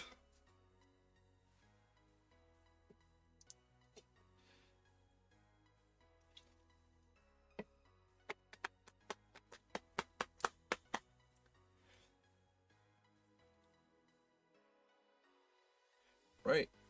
Import. And it should just be a case of, there we go. Right, so it's in VFX. Brilliant. Let's get this imported and start creating some nice lamps. I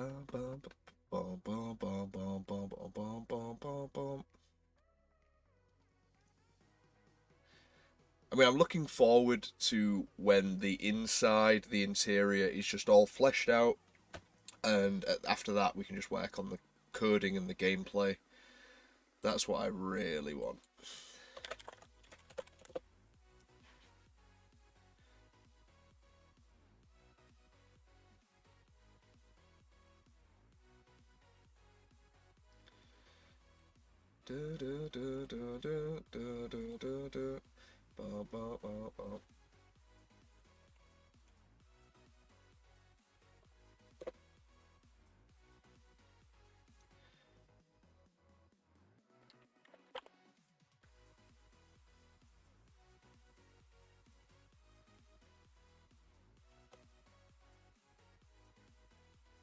Here we go. Right, so that should have imported now. We've got VFX.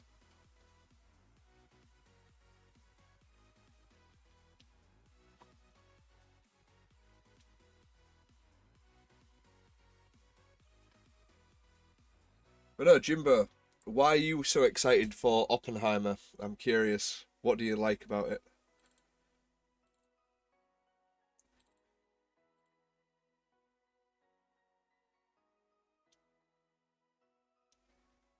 Right, so... Oh, this is just a point light, right, okay. Um,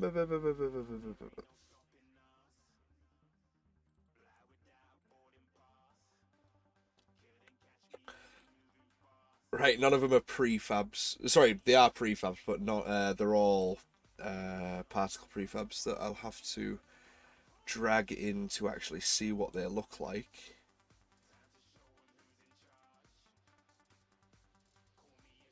Nah, don't want that one. Big simple, big smoke, medium, medium simple, medium smoke, small, small smoke, fire floor. What is fire floor?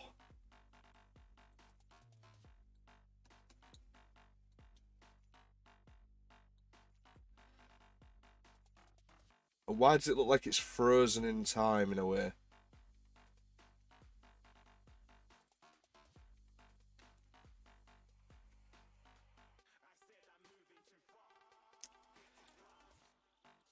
Something Murphy says it's the best script he's ever read. That's always a good sign.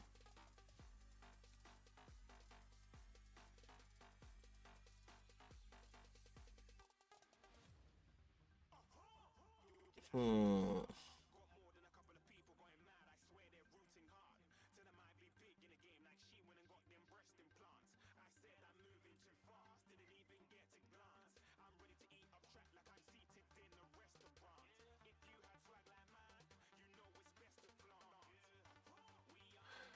What do you think? Fire simple? Sorry, fire medium?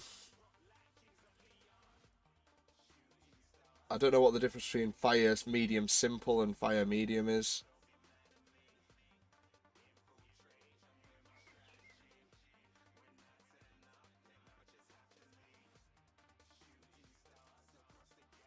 You don't really want smoke coming out of them. So what we'll do is we'll choose fire medium. And apparently they recreated the first test with those. Yeah, yeah, I don't know how he did it, but obviously it wasn't a nuke, but apparently they recreated it using hella explosives. Don't know how they did it, but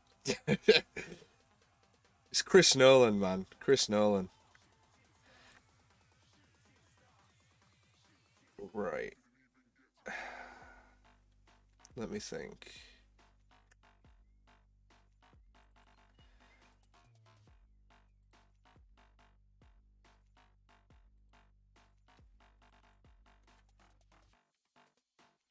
Does this have any other settings on there? So flames. Oh, the flames like are separate. Wait, there aren't any sparkles coming out of there, are there?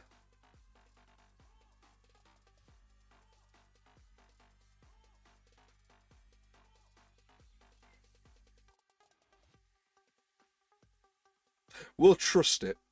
We'll trust that there are sparkles. And I'm liking the distortion. That distortion is actually pretty cool.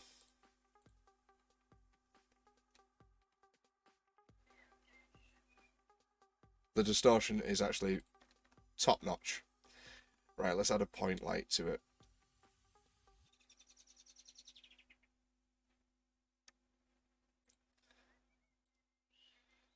Which we can test if I turn off snapping and just bring it over to this wall.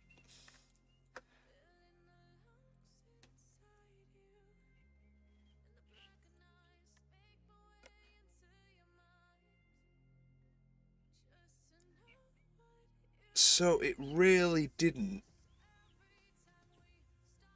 actually have a point light in here. It's not exactly what we need.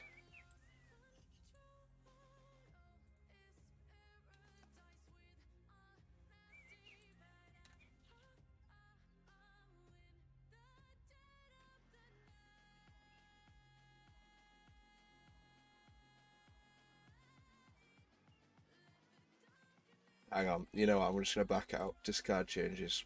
What happens if I turn up the intensity? Here, no. Radius, nothing. Range. Wait, why is it over here? Right, okay, that's the issue.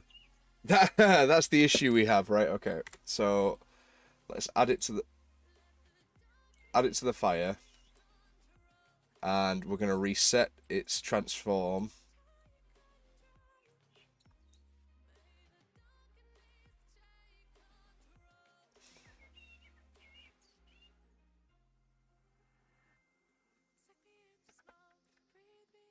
All right, still not affecting anything. What if I just add my own point light in there?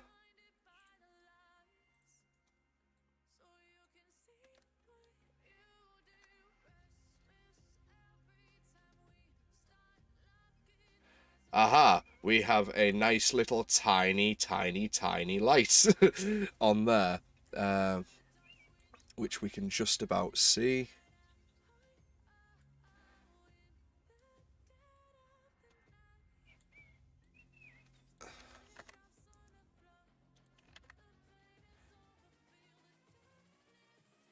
Which is annoying because you can't really notice it. Hang on, let's. You can and you can't. You can see that there's something there, but it is not actually.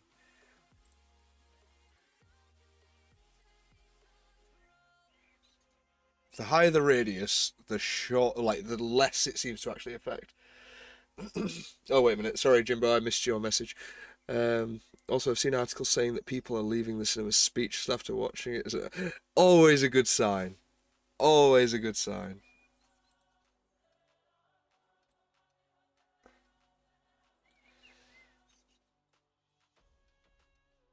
Oh wait. So what's the assets? The details.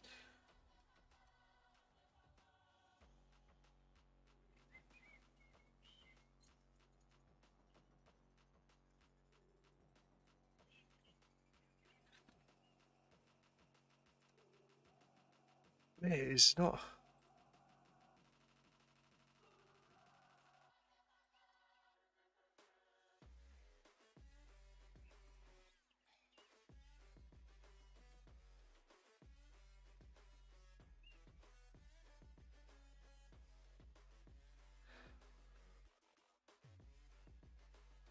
We don't want to make it a directional light. We just want to make it a point light. Right, you know what? I'm going to move this into the player's view. And we're going to see how the player's camera actually sees it. Probably going to be really, really bad. But bear in mind as well, this is, for anyone watching, this is also a learning curve for me using HDRP because I've never used it. I'm not one for designing games. Oh, sorry, I'm not one for the artistic style of anything. I'm just a coder. But I'm curious to see what happens when this actually renders.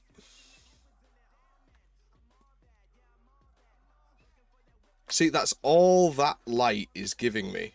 That's all that light is giving me. But why?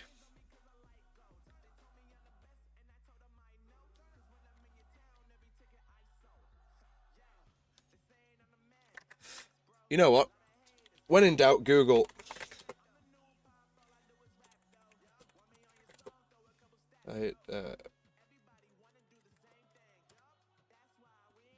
Lights in HDRP are extremely dim except for main light. That is a good question in the Unity forum.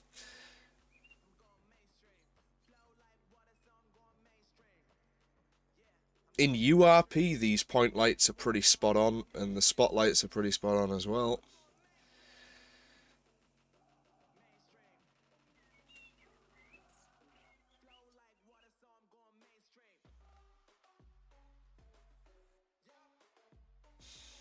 I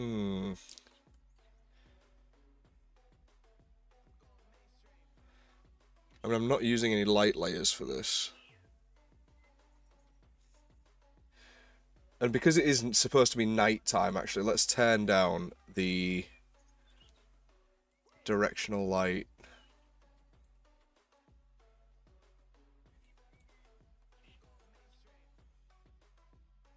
Hasn't really changed much. So let's actually turn it down to nothing. So really, that light should be popping.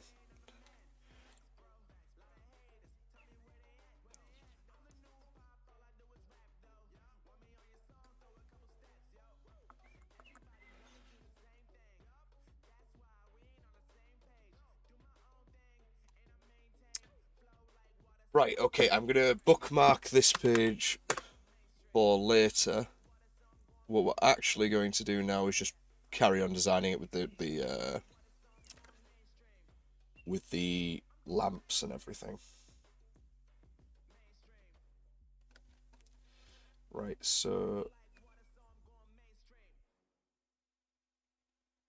point light off, VFX point light off. And at this point, we'll just add in the candle holders. Wasn't Fantasy Adventure. Rune Mark, here we go. Decoration. Wasn't decoration, it was light sources.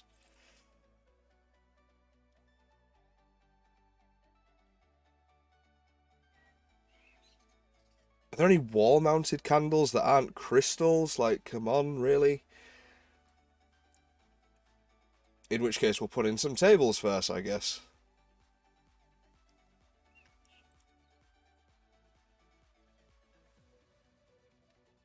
Furniture. There we go.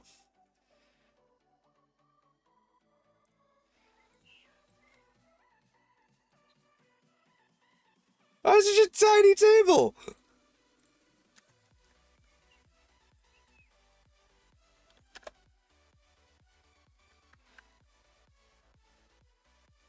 Uh...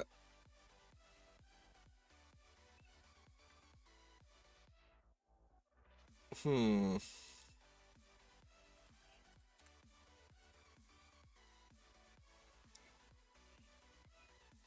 About that? Actually, let's make it 10. 10. And we will place a candle on here as well.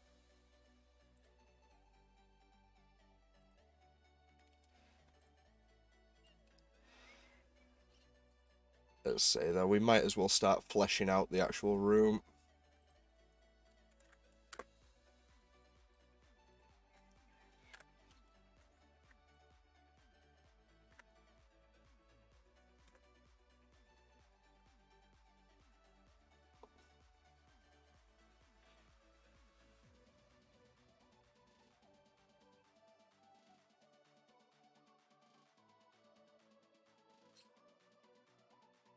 I'm trying to think.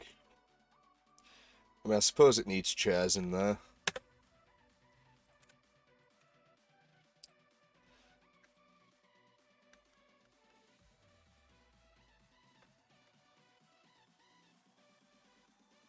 I'll organise everything in the hierarchy later, I think.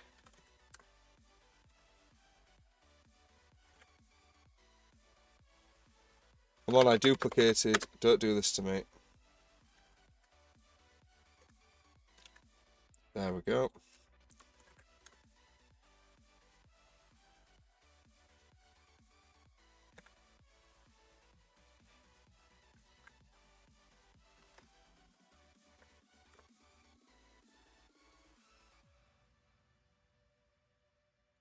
So we'll do that there.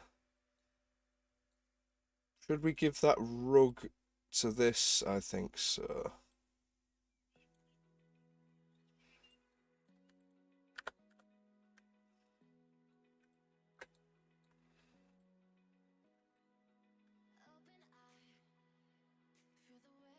There we go. Or should the rug even be under the table, really?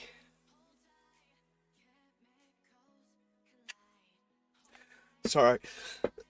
We'll work on it later. So, anyway, candle holders.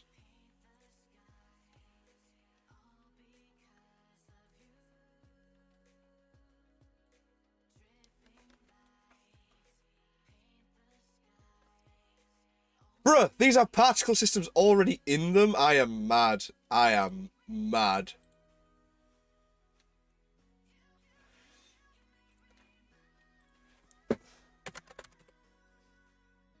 If that's the case...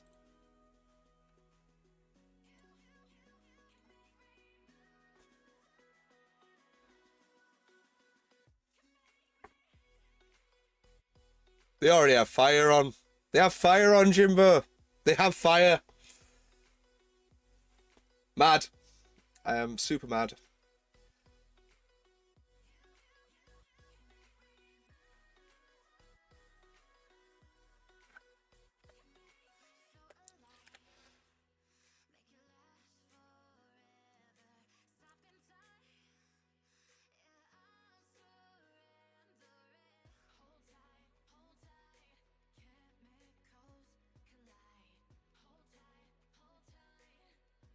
Oh, that's a bit too big. I should probably need... I need a point light in there somewhere.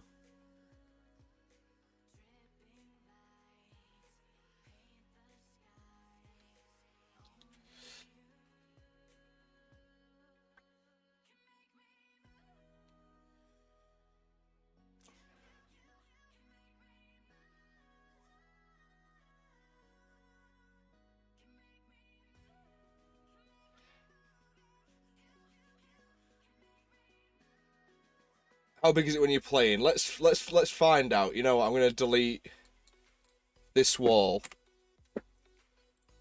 Let's actually find out. Let's see how big this table actually is. It may even need to be bigger.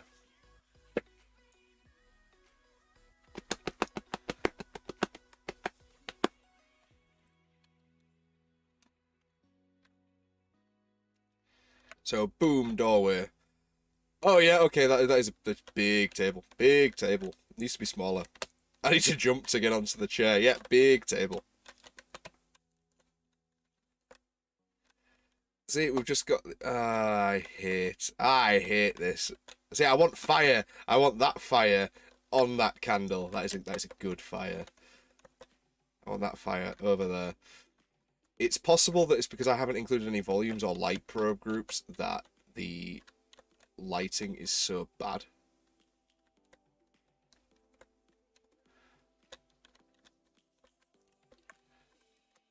Come on. I can't get onto the table because I have not... I got to the table! Yes!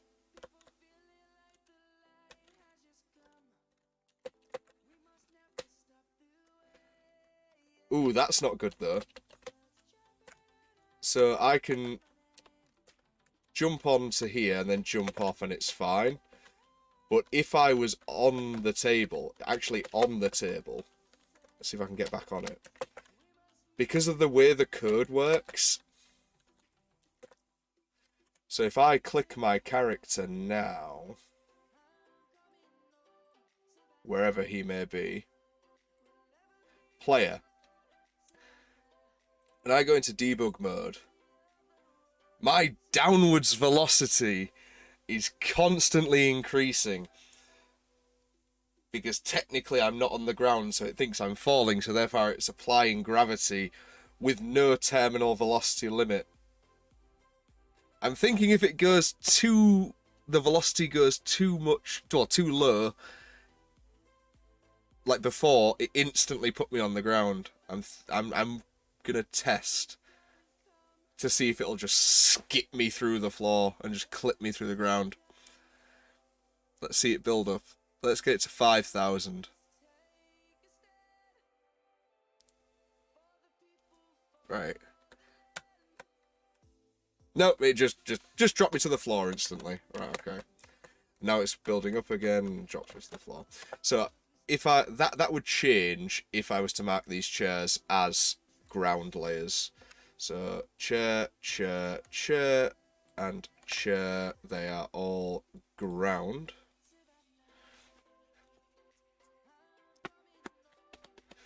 Kind of looks like you were playing a child, seeing as the table and chairs are so big. That is what's supposed to be happening. You are playing as a kid.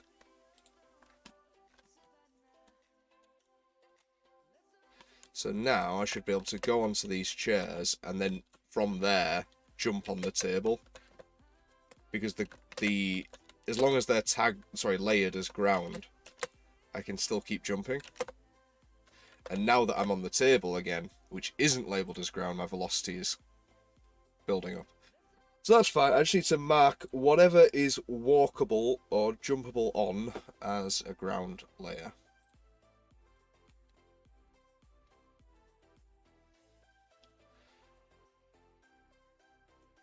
Wait a minute.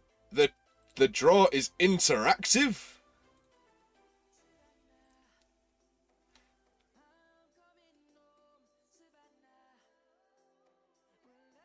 What is interactive about it? Let's find out.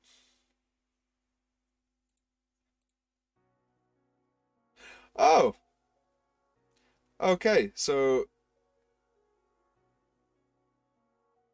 Right.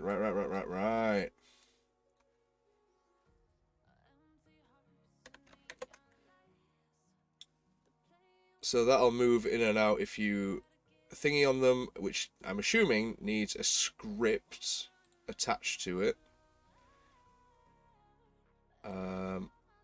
This component translates the target's transform from the start position to the end position. You can activate this component by calling the activate method from script. Let's just do the activate on start. Let's see what happens. So I'm going to bring that over here so that we can actually see it. Because that'll work. That'll work for our puzzles. That's a corner cut.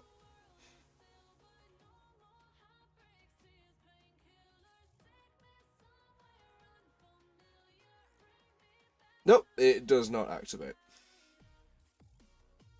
Oh, we haven't given it an end.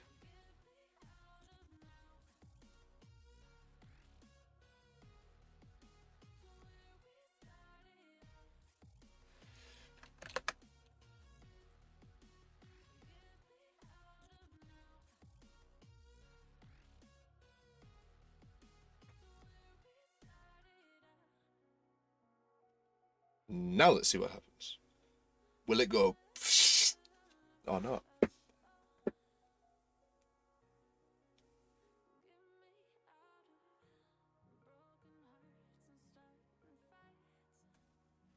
Nope. Nope, it does not.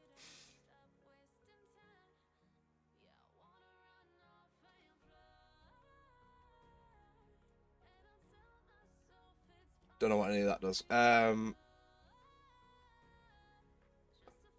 You can activate this component by calling the activate method from script. But when activate on start is ticked, it should activate on start. Is the draw...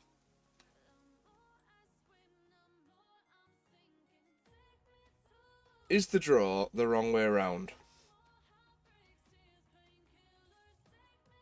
No.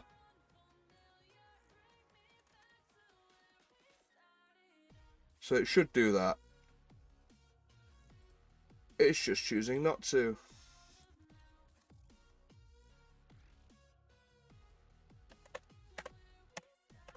Oh well, work on it later. Because I know that this kit does have scripts in, like transformers, collider toggle, does all that stuff. I'm not going to use much of the scripts in this kit because I don't really like using stuff from asset packs in general. I like making it from scratch. I only like using graphical assets. But anyway, we've got some candles in there. Unfortunately, we're going to have to work on the light.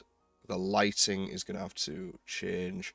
For the chair... Sorry, for the table. So let's put these...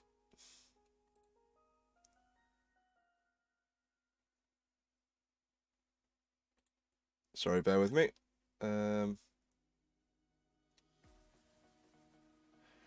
we're going to attach the candles to the table.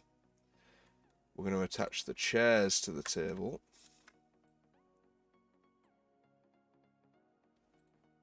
And we're going to make the table slightly smaller.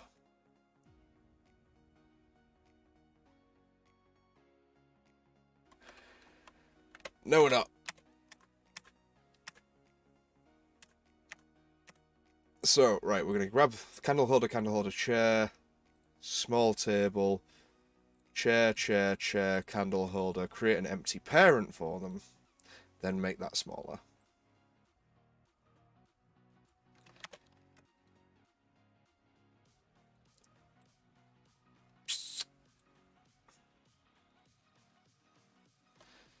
.75. There we go, Jimbo. That's a bit of a nicer size table. We shouldn't run into issues with that. I'm thinking in here, what possible things could we put in here? We could put a trap. We could put a jump scare, like not a proper jump scare because we've literally just entered the tower. Something creepy though. We could have something creepy in here. So let's have a look for a window.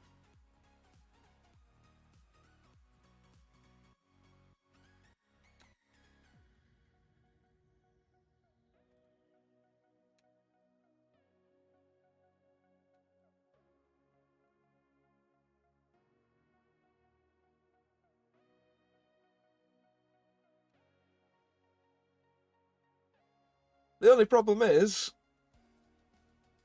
there's no real cutout to have that window in there. And I want an open window.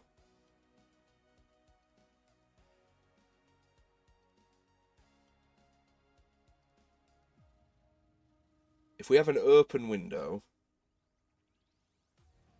then that could be great. So, in which case, we're going to need to edit. We're going to need to export one of these walls and make a brand new window wall. Unless was there already one in there? There was, wasn't there? Version A. That's a door. Wall with a window.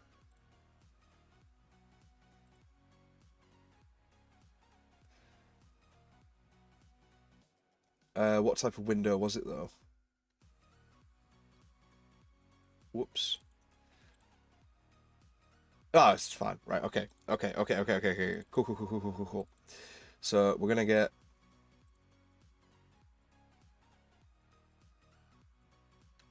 this one in here. We're gonna add it to the left wall. Nope, that was the right wall, so we'll add it to the right wall. Get that position here. Sorry, get that exact stuff. Let's just copy the component. There we go. We've got this wall now.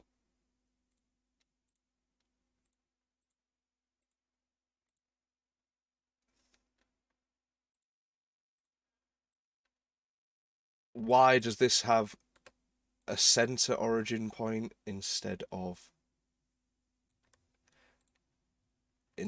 the side one? We'll never know.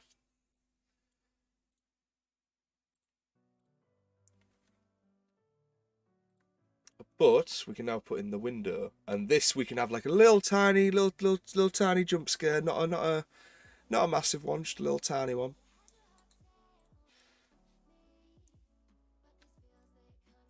Prefabs, windows.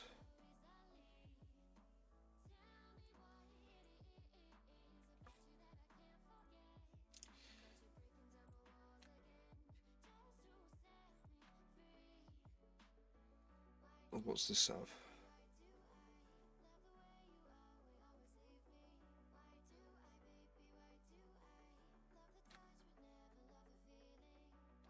Right, I want to see what this synchronizer is because this enables me to actually interact with these windows, but I feel like I'm going to end up just editing it myself. Like, sorry, animating it myself.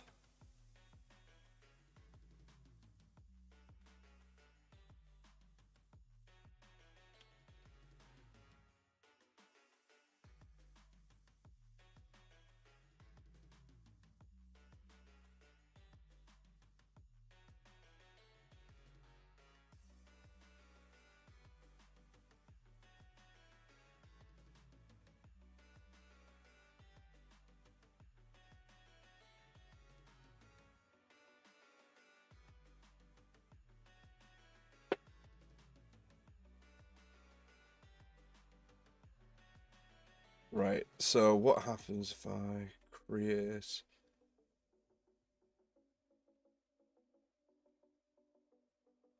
I thought I had a create asset menu.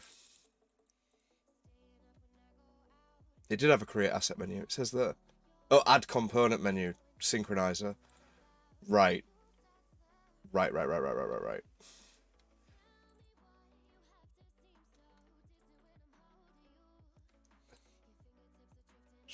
Windows interactable. So it's got...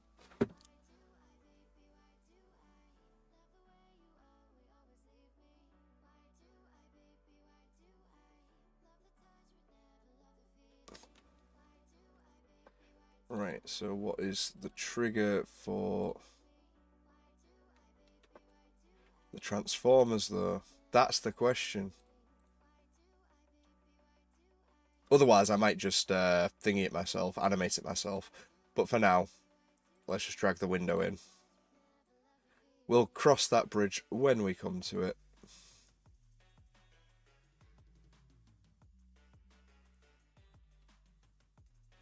Attach that to that. One.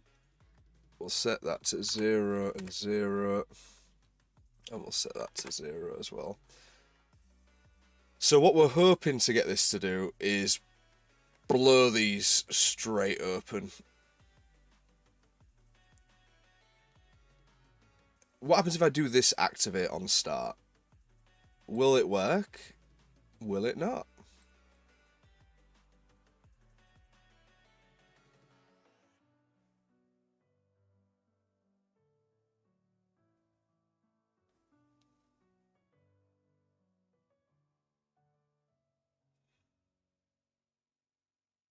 If it doesn't, I'm going to have to read the documentation off stream just so I can get my head around it.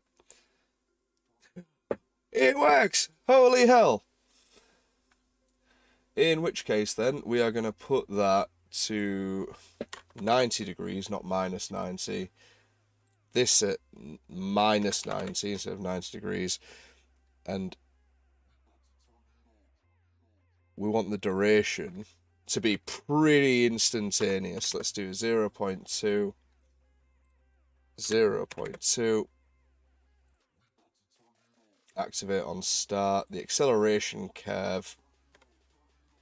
Don't really want a curve, but we'll edit that in a second.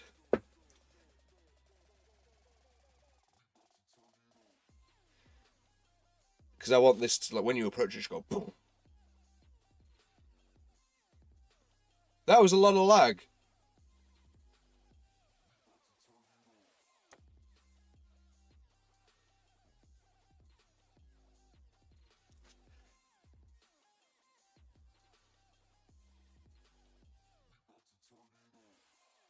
Yeah, so there's too much stuttering when actually loading the game for it to actually play it, so we'll sort something out as well. The only problem is as well with this rotator component, it's probably best if we do it without the interactable window, just because we can then animate it a bit better. So instead of just blowing open, and that's that, we can make it swing open, hit the wall, and then bounce back and forth slightly, just to give it a bit of extra realism.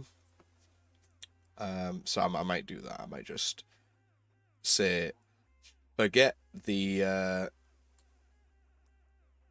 Forget the cheat way, forget the packages, we'll animate that.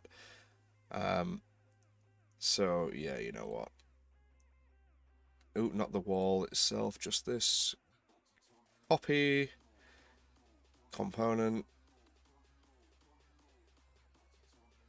And we're going to drag that into there.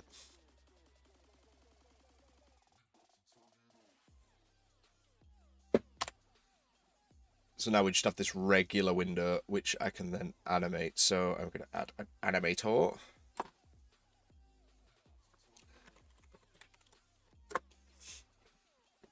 And we'll just create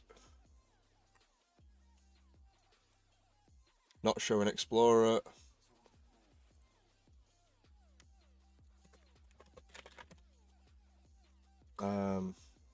Animations.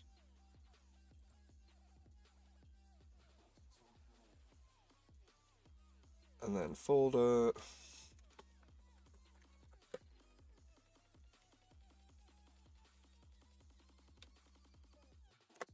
Window. So let's controller this. Controller. There it is. Window animation controller. Or animator controller. Add that to that. Open up this. Create a new animation. We'll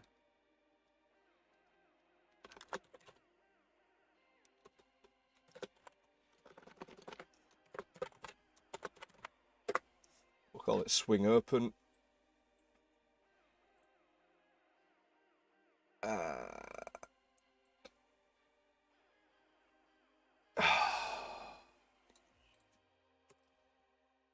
We technically need to make an idle.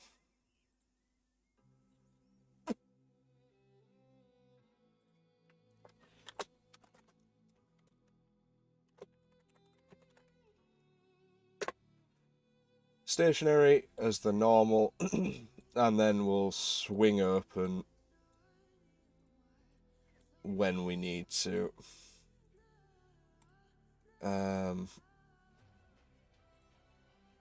We'll set this to a trigger.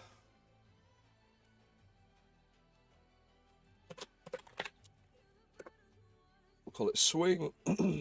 Set the conditions to that. And now let's edit. 1 second, guys.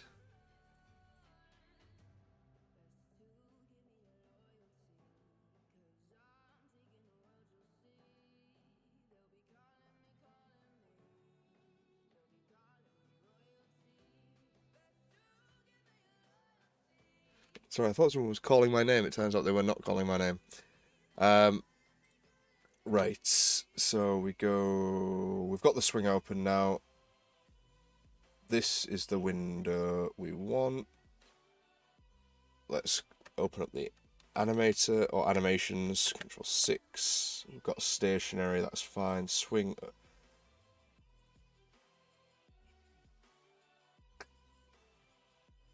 That's fine, yeah. Swing open, we'll add a property.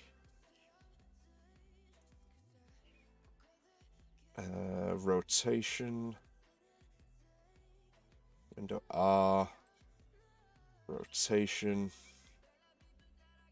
And it will just be an instant one.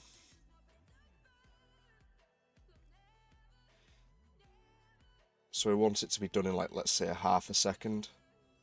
So we'll go to the end and hit record, and this should swing open. Ooh, have we got some clipping? Right, okay, so we cannot open more than 90 degrees, realistically. Realistically, we shouldn't even be able to open at all. So, what I'm actually going to do is shrink that window ever so slightly.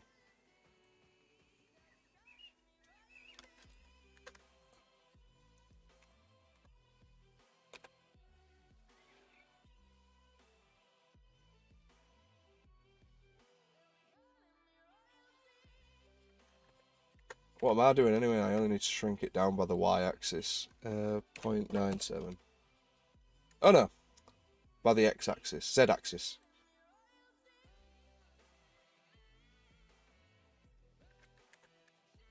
X-axis? Yeah, x-axis, there we go.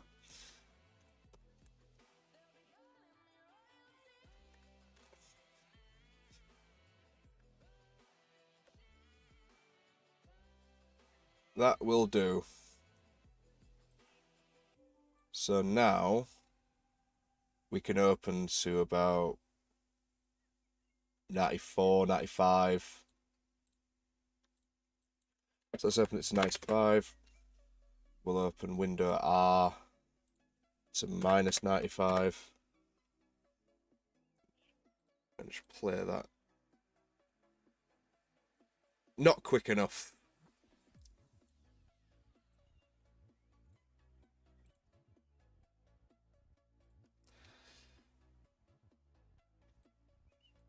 Still not quick enough. We'll do it. So we'll open it that fast.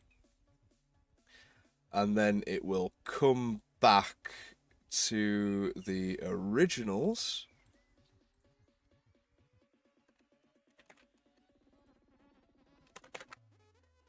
After a bit of an extended time.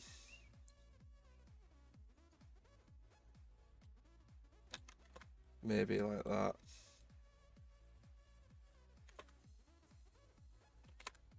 Extend that out a bit more.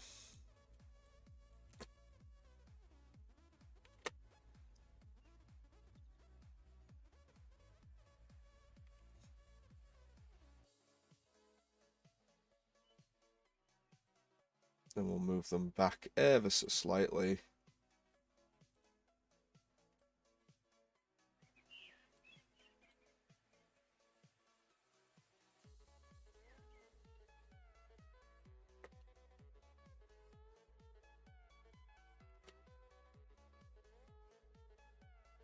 And then finally put them back to fully open. It doesn't really, that last bit doesn't look good.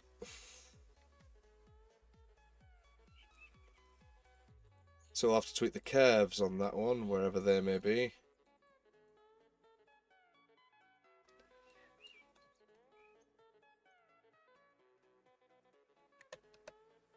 Can I extend them out, please? I don't want to move it, I want to extend them out.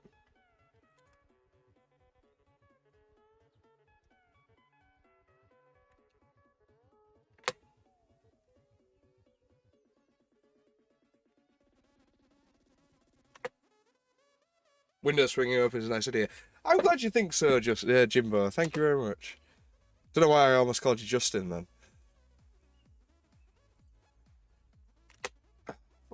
How should it end out? You need it to sort of add that realism, but it's just figuring out how it should open. Let's go back to the dope sheet. So open, it shouldn't be fully closed, I don't think. So I feel like, wrong way. I think it should get to about here. Because the wind should still be pushing it through.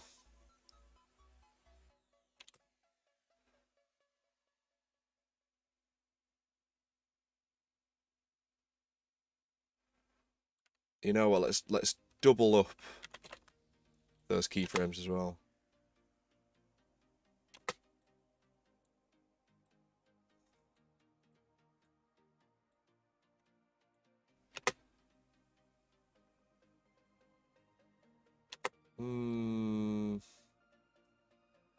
Now maybe that isn't such a good idea.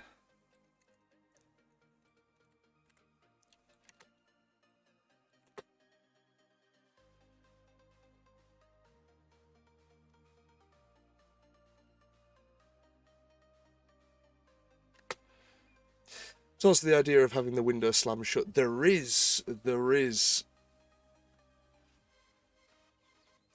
Yeah, there is.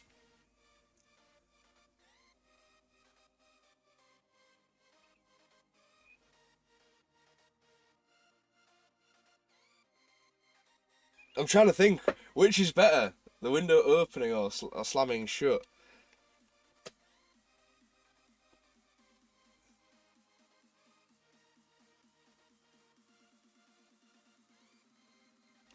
Maybe slamming shut, as if like you're trapped in here now, you can't get out.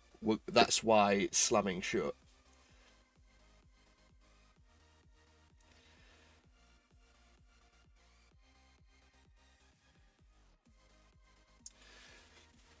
So I think, yeah, I think I'll slam it shut.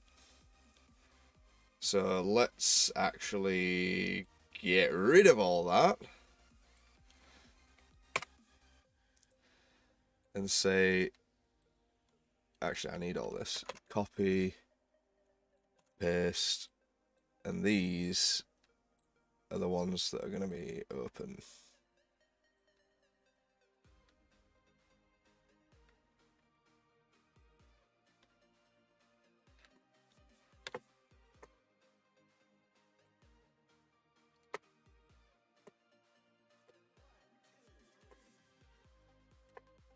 It's hard to see it because it loops, but I feel like if it's the start of the game, maybe having it open would be more like, oh, it's creepy, but nothing too mysterious or unnatural.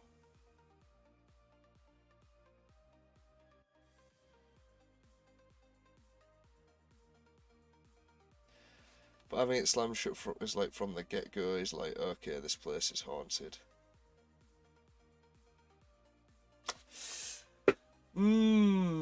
Yeah, true, but I don't really, and this is just me being a lazy guy. Not a lazy guy, but cutting corners in a way. I don't really want the windows open simply because I don't want to have to render rain on the outside. So I don't want the player to have to be able to look outside the window because I have quite a lot of objects in the game, like sorry, in this floor as it is, and I'm not optimizing it as such, so I don't really want to have to put rain particles outside.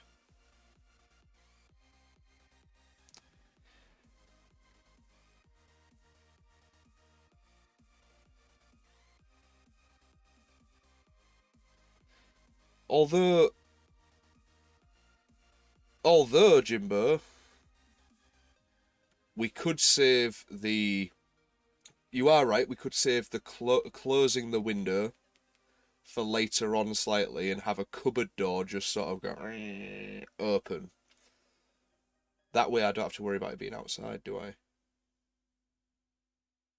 So yeah, actually, good call. We'll do that. So, I'll keep that animation because I can reuse that. I'll just get rid of the animation controller from that window.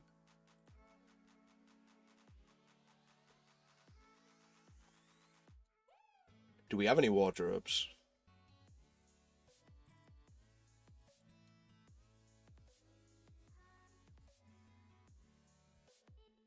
Bookshelf? Nope.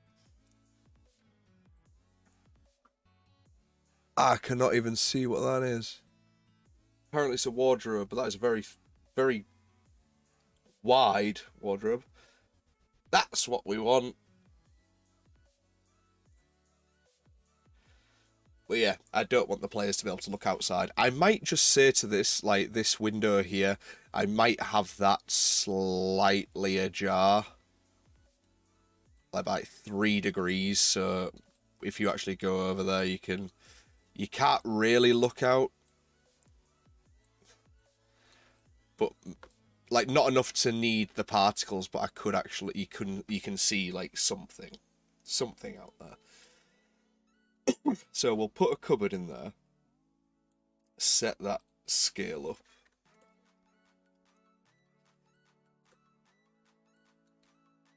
and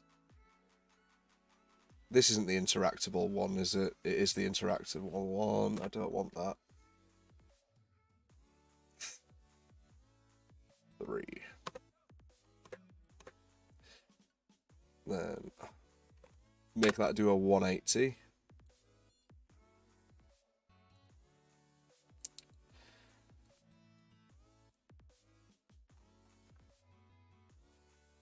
Like, should it be there in the room? Like, if the door's going to be here, should it be over there? And then we can have it sort of... We can have one of the doors swing open. Not swing open, but sort of creak open. Let's create a new... Keep clicking the wrong button. Create folder. Wardrobe.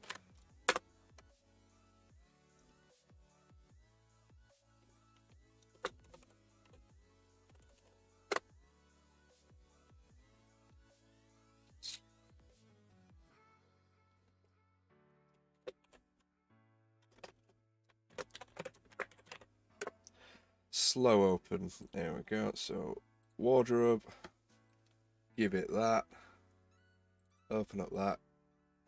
It needs an idle as well.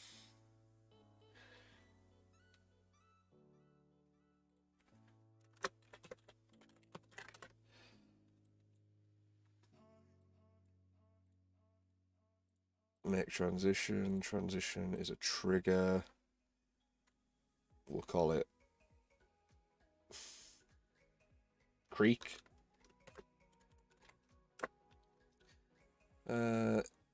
If creak is set to, well, as soon as the creak happens, go back to the wardrobe, Control 6 that. Slow open. Which one's which? Should we do left door or right door? Like door closest to the player or door furthest away from the player?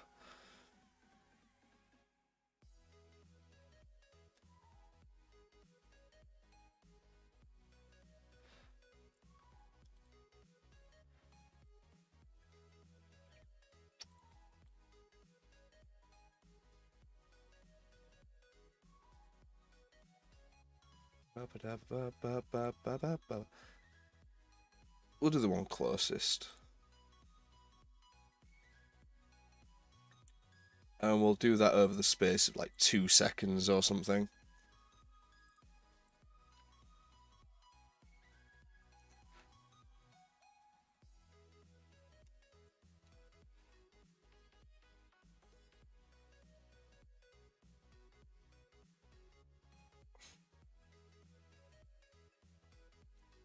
So yeah, that's way too fast.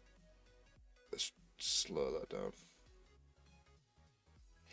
Yeah, very good point, Jimbo. Very good point.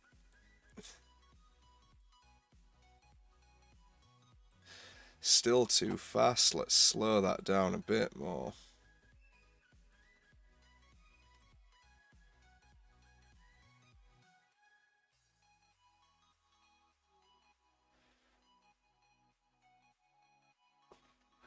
I think a good 4 seconds will be alright.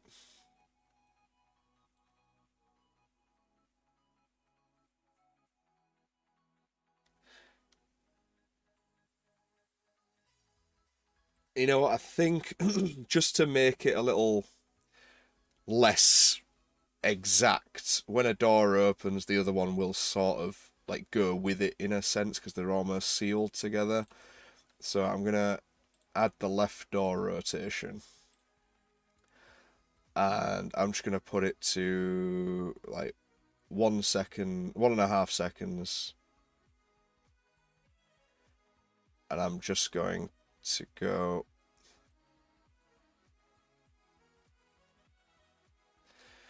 and change it by 10 degrees. So it sort of opens like that. This does not need to be there. That keyframe doesn't need to be there. So when they go, it's slightly ajar as well. I think that's gives it a little bit of imperfection.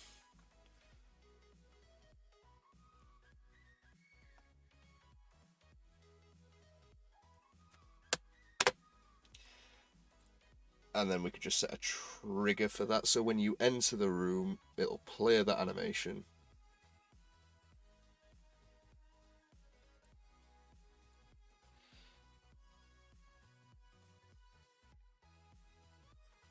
So let's actually just set that up really, really quickly.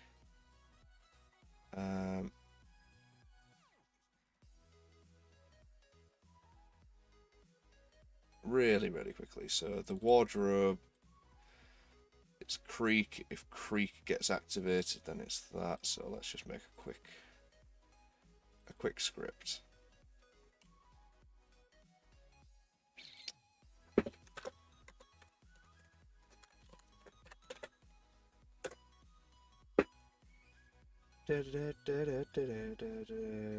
I am going to make a universal script as well that I can reuse. I'm not going to keep making scripts for specific objects. It's wasteful.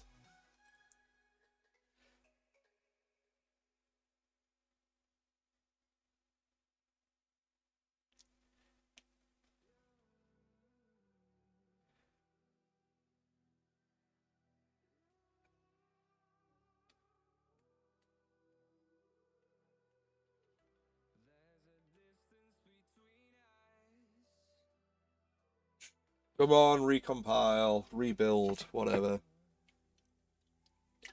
It's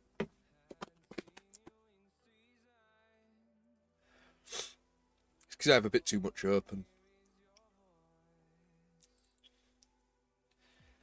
There we go. So we'll just do it.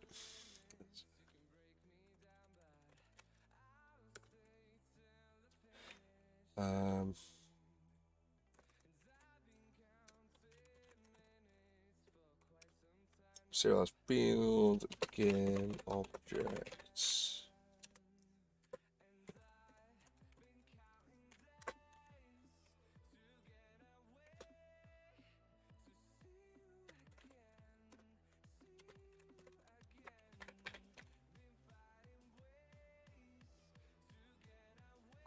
No, I think my player's tagged as players. No, I don't need that. So say if other dot tag is equal to player, then wardrobe dot get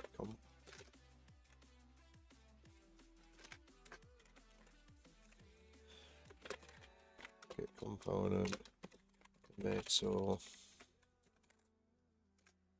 dot set trigger.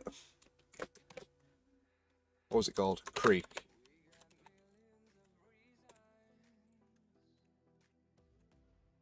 And then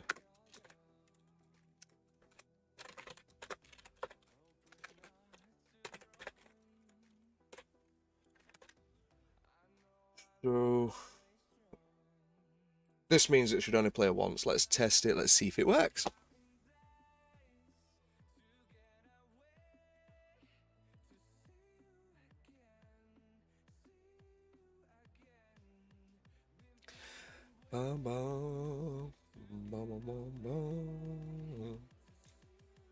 Right, so we need an empty object that's going to be about perspective is all off, but whatever. So add component, we'll add a box, we'll set it to a trigger, we're going to size this up.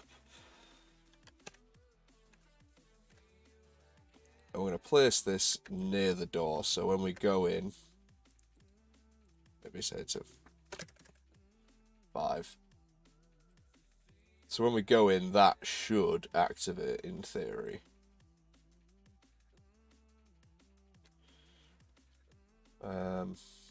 It was definitely called Creek, wasn't it? It was called Creek.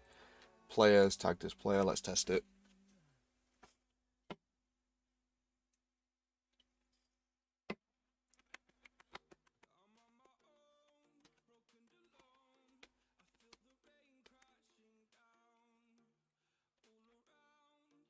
Right, you know what?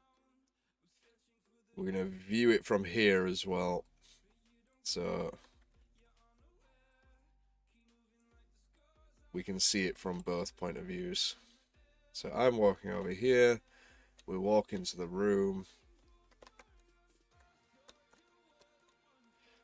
Ah!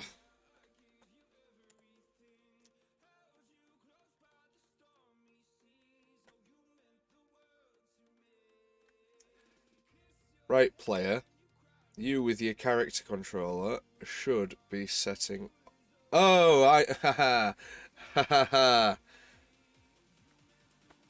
It also isn't calling... Yeah, I forgot to add the script. Whoops. And that is what happens a lot of the time in game dev. We sometimes forget to add the script. So, wardrobe test, and we tell it what the wardrobe is. There we go. I was going to say, oh, I forgot to tell it what the wardrobe is, but there should have been an error. And I realised there's no error because there's no script. Whoops. But now it should work. Now we got this. We got this. We got this. Wardrobe. Let's have a look at you. Oop, lag. Let's go back in now. Hey, sorted.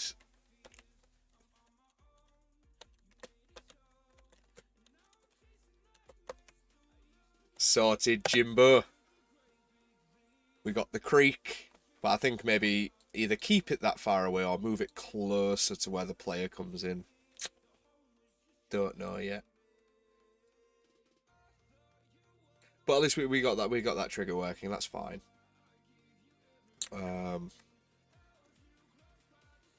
Do I have any sound effects for this?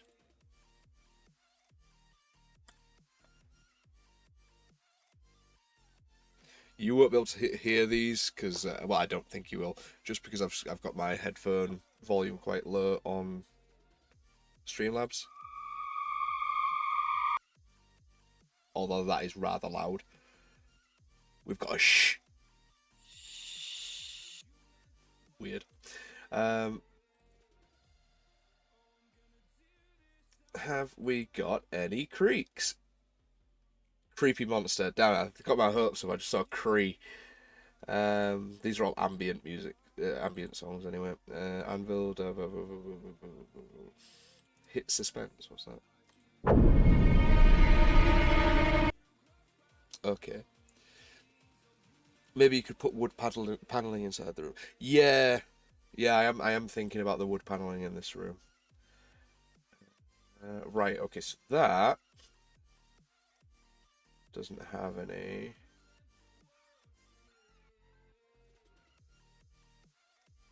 These are all actual musics. Then thunderstorm. So I'm gonna have to source a creek from somewhere, and hopefully I can get some for free. Or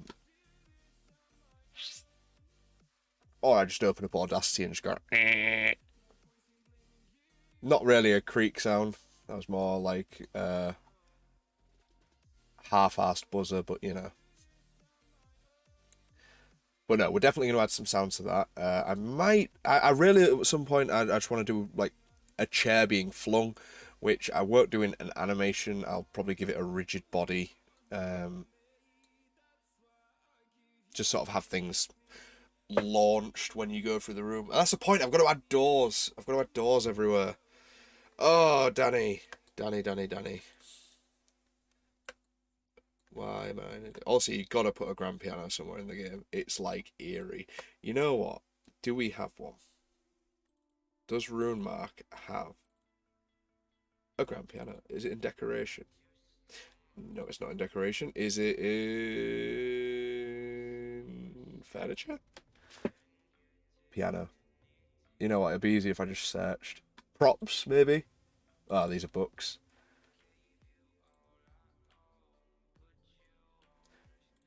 Does any of the asset packs have a piano? If not, I'll get one. I'll get one for you, Jimbo.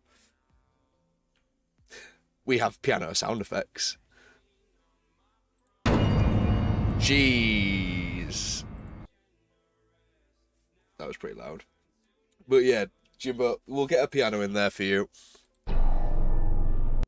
I hate the low pitch ones, they're not as good. The high pitch ones are always the better ones. all low pitch. This is a song, I think. That's a song. That first one, the first one, that's more of a one that'd make you jump. The lower it is, the less effect I think it has on you. Like that. It doesn't really give the same feeling. But no, Jim, I'll source a grand piano for you. Or a piano of some sorts. Do you mind if it's a kid's piano? Just like a little ding ding ding one. Because if that's all I can get, I'm putting it in. And you'll have to accept it. Right, actually, what other stuff do we have in here that we can add? Because we... paintings as well. We forgot about artwork. I'm pretty sure that... decoration, wasn't it? Paintings. Oh, they're just frames. Okay, we'll have to source some images at some point. Well, it already make you jump when you first listen. I know, right? You're not wrong. It got me. But you know, I'm an absolute wimp when it comes to play. I love playing scary games. Love it. Horror games, I'll play that. But it's what they get me so easily. Actually, I don't look in fences. Right, we're not going back outside. We probably should. You know what? I should put those fences in the outside to stop you from going back instead of just an invisible wall. But do I want to? So yeah, let's see. Well, a bed's not going to go in here. We've already got a dining table, a chest of drawers, and a wardrobe. Oh yeah, who just has a nice little ruby?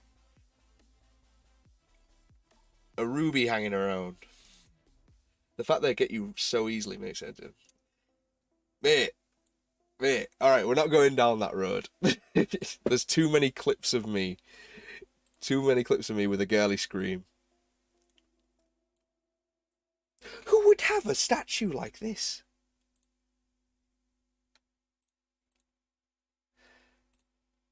I'm starting to question the legitimacy of this pack. What was textiles again? Textiles were carpets, drapes. That's a point. We might as well add some curtains or drapes in. Does that make sense when the windows are shutters? Is anyone in the chat an interior designer? Does anyone know if you can have drapes if you have wooden shutters on your door? Oh, sorry, on your window. Does that make sense, or is that just a designer no-no?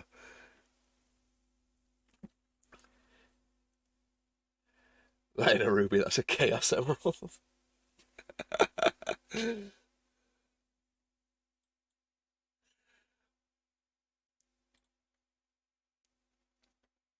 I need someone's interior design skills, to be honest.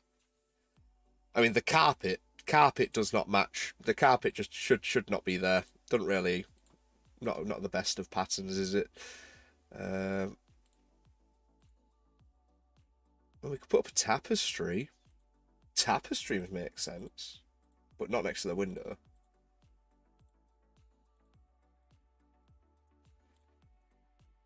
I think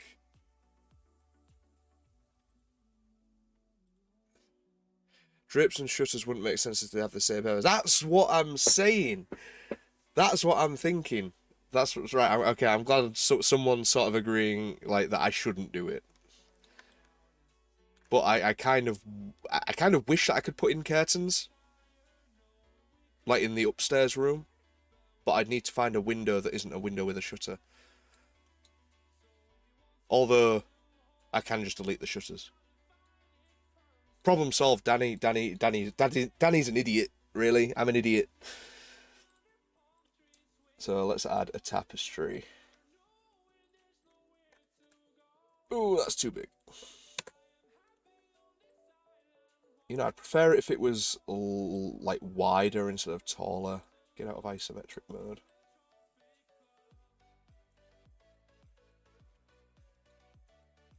And I'm guessing because we have a tapestry, it's probably best to have a curtain rail in there. Just thinking out loud. Is that normally how they're attached?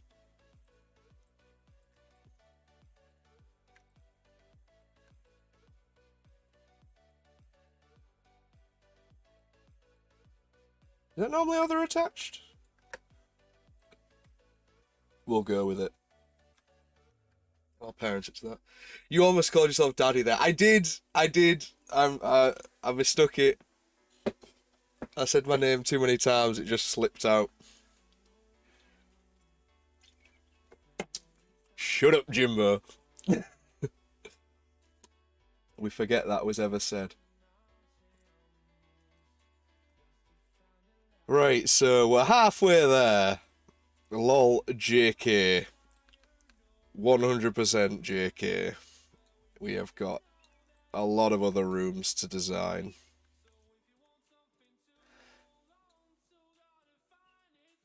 Oh, that's a point. That is a point. Did I mark the... I did not mark these as static. Whoops, whoops, whoops, whoops, whoops. So...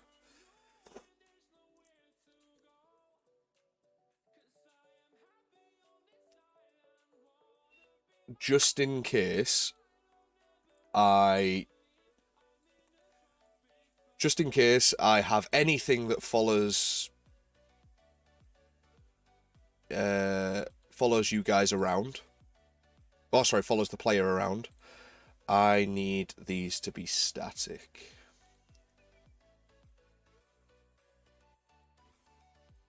Because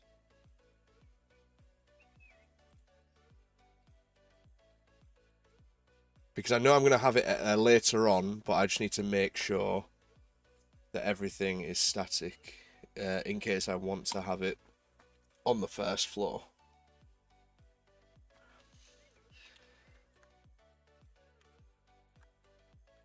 Right, that's fine, that's fine. We've got some nav mesh implemented. Good stuff. And it is 9:15, so I think I am actually going to get some dinner and then carry on with this tomorrow because I'm off work tomorrow. I'm not working, so I'll probably spend the day getting some stuff off stream sorted out, so we don't run into this just designing a room. I'm going to plan out what I need to actually include so that we can get straight to it and then stream again tomorrow so that we can get this done. This Pokemon game needs to get done. I've put it off for a month doing other things, admittedly, that were important, but still needs to be done. So in which case, we're going to leave this until tomorrow. So, Jimbo, thank you very much for all of your input. And thank you to everyone else who stopped by. And yeah, we're going to continue tomorrow. So thank you again, guys, and I will see you later.